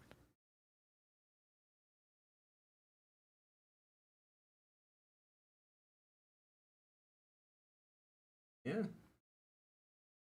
Any other topics we want to say? I know we got about 30 minutes until the member stream that's about to happen. Right. It's already that late. I mean, it's KFP. We do tend to yap a bit, right? We love yapping. Just We a love bit. yapping. Love our tangents. Why we're KFP. We love listening to it too. Oh, one thing. Very recently, there was an advent calendar door Yes. Did you guys yes. do the? Yeah, Are we going to thingy? plug? Are we going to plug doing that? Are we? Why not? Why not? Come Guys, on. if you haven't watched not the recent one, but the most second recent advent calendar, Kiara has probably has the longest episode of the advent calendar recently. If you want to watch it, it is about the Omegaverse. Go take the Omegaverse quiz and share your thoughts on the hashtag. And Dom, you could correct me on this. It's a hashtag HalloEN Advent Calendar. Go share your results. That is correct. Disclaimer: the others have not worked on this thing. I will refrain from commenting.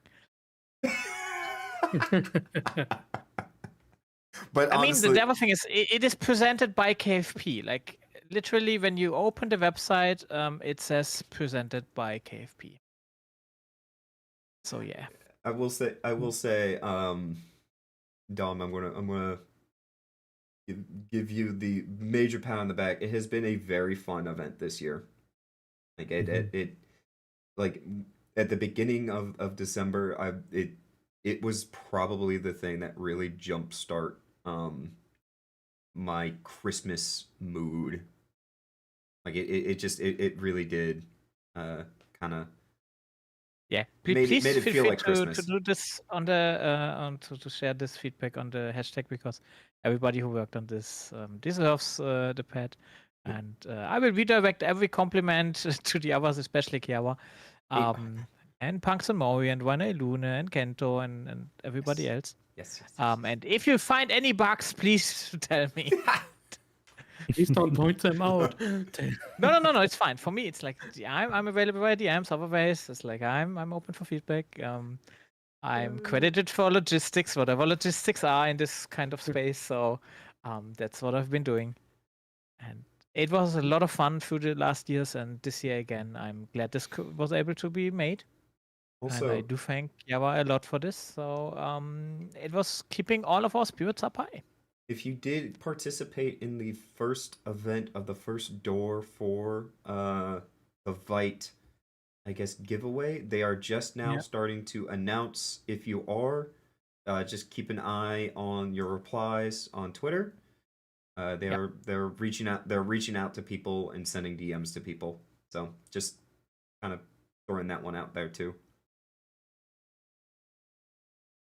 It's actually crazy. They have, I think it was like 40 winners for their big White KFP collab.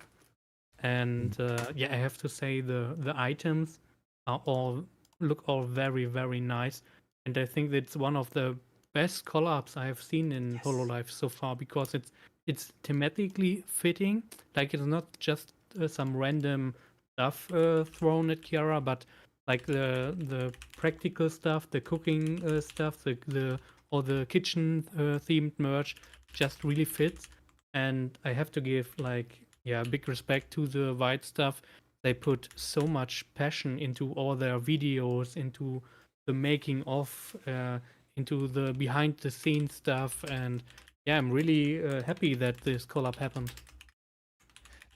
Like, that's a great transition, because like if you haven't seen the latest video that Kia was like sharing on the latest event basically on Twitter, you just have to film yourself cooking, and like you would still have a chance for 10 people to get the early Phoenix rewards. And it's like the amount of effort we are doing into all of this is so amazing. The live streams, everything. I feel this is more than just a collaboration. This is like a life's purpose for them now. Yeah.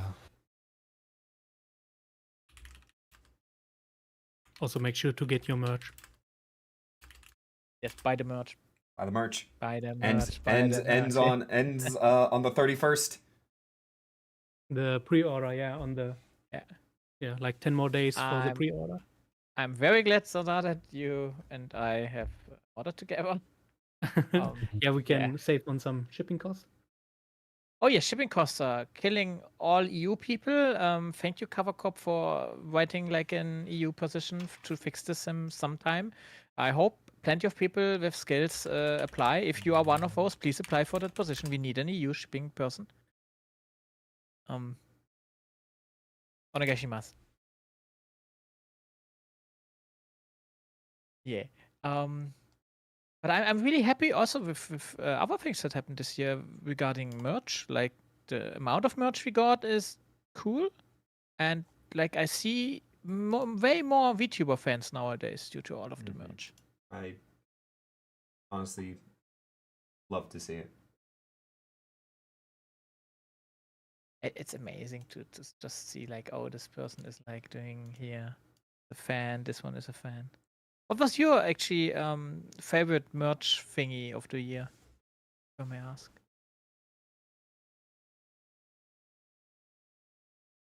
Right now, I'm Favorite wearing merch of the year. well, right now I'm wearing the frog hoodie. And it's very warm. But right Mine now, is it's the my favorite thing right now. custom. But I love the happy. I love the rubber duck.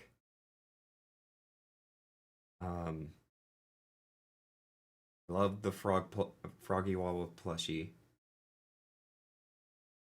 I'm about to list like all the merch. Huh. Yeah, for me it's actually Omocat. I saw the Forgot about the Omocat. Omocat. Yeah. The store, not even the new one, even just like I was at the Omocat store. I saw the people. That was amazing for me. I think the orange Omocat hoodie is probably still my favorite KFP merch. Are we saying all Because time? it's just so iconic at this point. The color is really good. The fabric is really good. Like you're an orange beacon when you wear that thing, and it's just makes me happy to see people wearing orange. I have gotten many compliments from it. Like people are like, "That is a cool looking hoodie." I say, I tell them, "Thank you," and it's like if all time favorite, yeah, the hoodie is up there. The hoodie is near the top of merch that I love. Yeah, and also the Connect the World or like the concert hoodies or stuff they did in this direction. It was really, really well made. They had like a HoloLive Stage World Saw hoodie. There's so much stuff they've done for HoloLive by now. It's like even browsing the shop, I have to see. Oh, I haven't seen half of the stuff they did.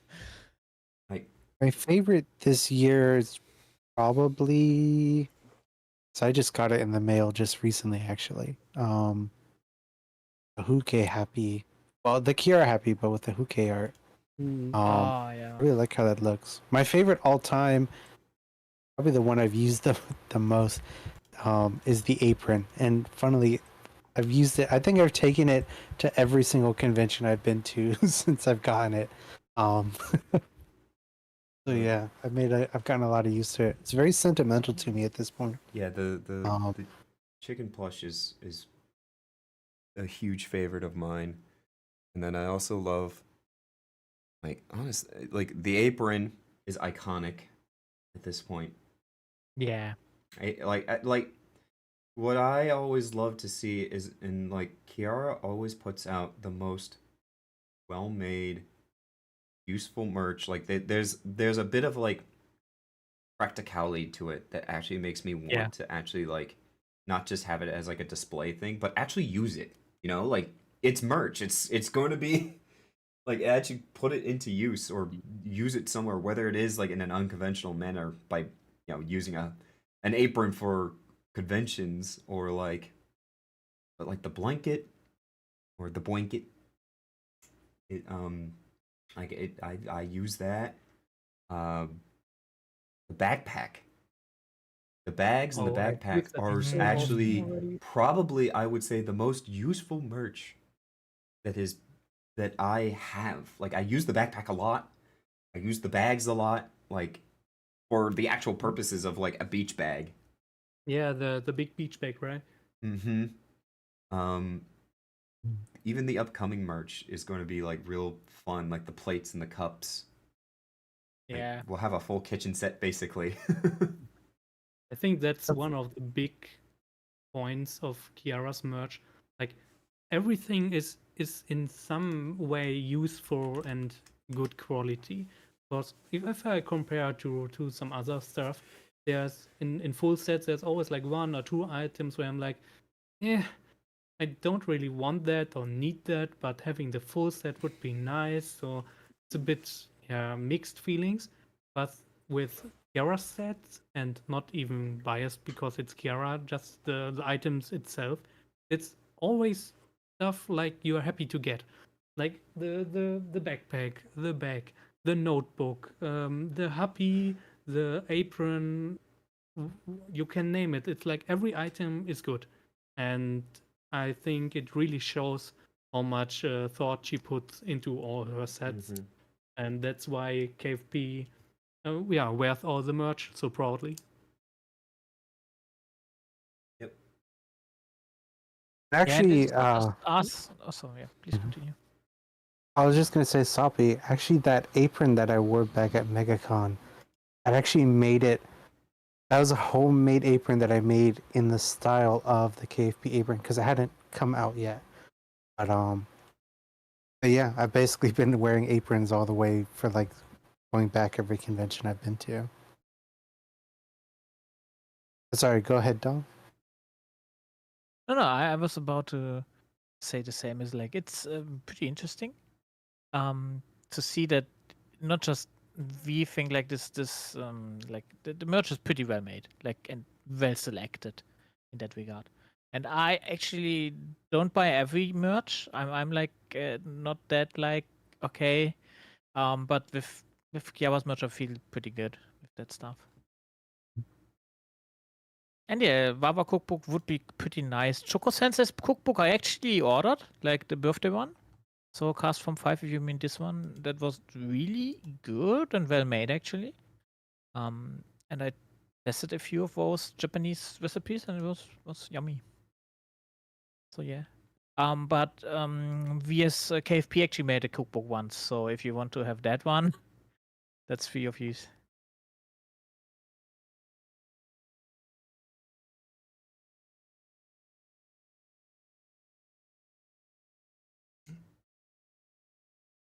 I think that about covers the year so far.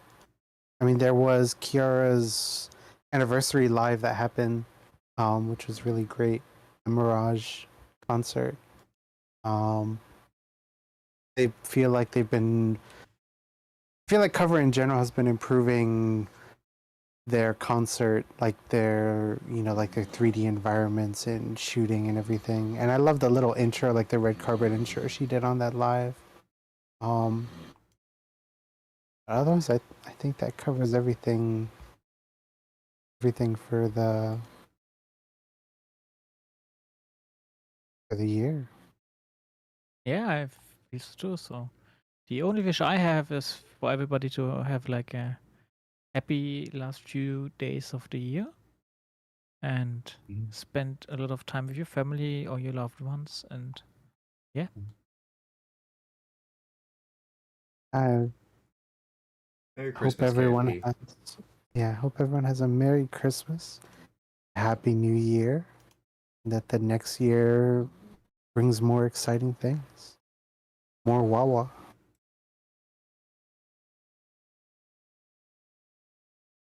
I'm really looking forward to meeting everyone again next year for FES or for Dokumi. And yeah, having this year was probably one of my favorites, one of the best since I joined the fandom. And yeah, I'm very much looking forward to next year.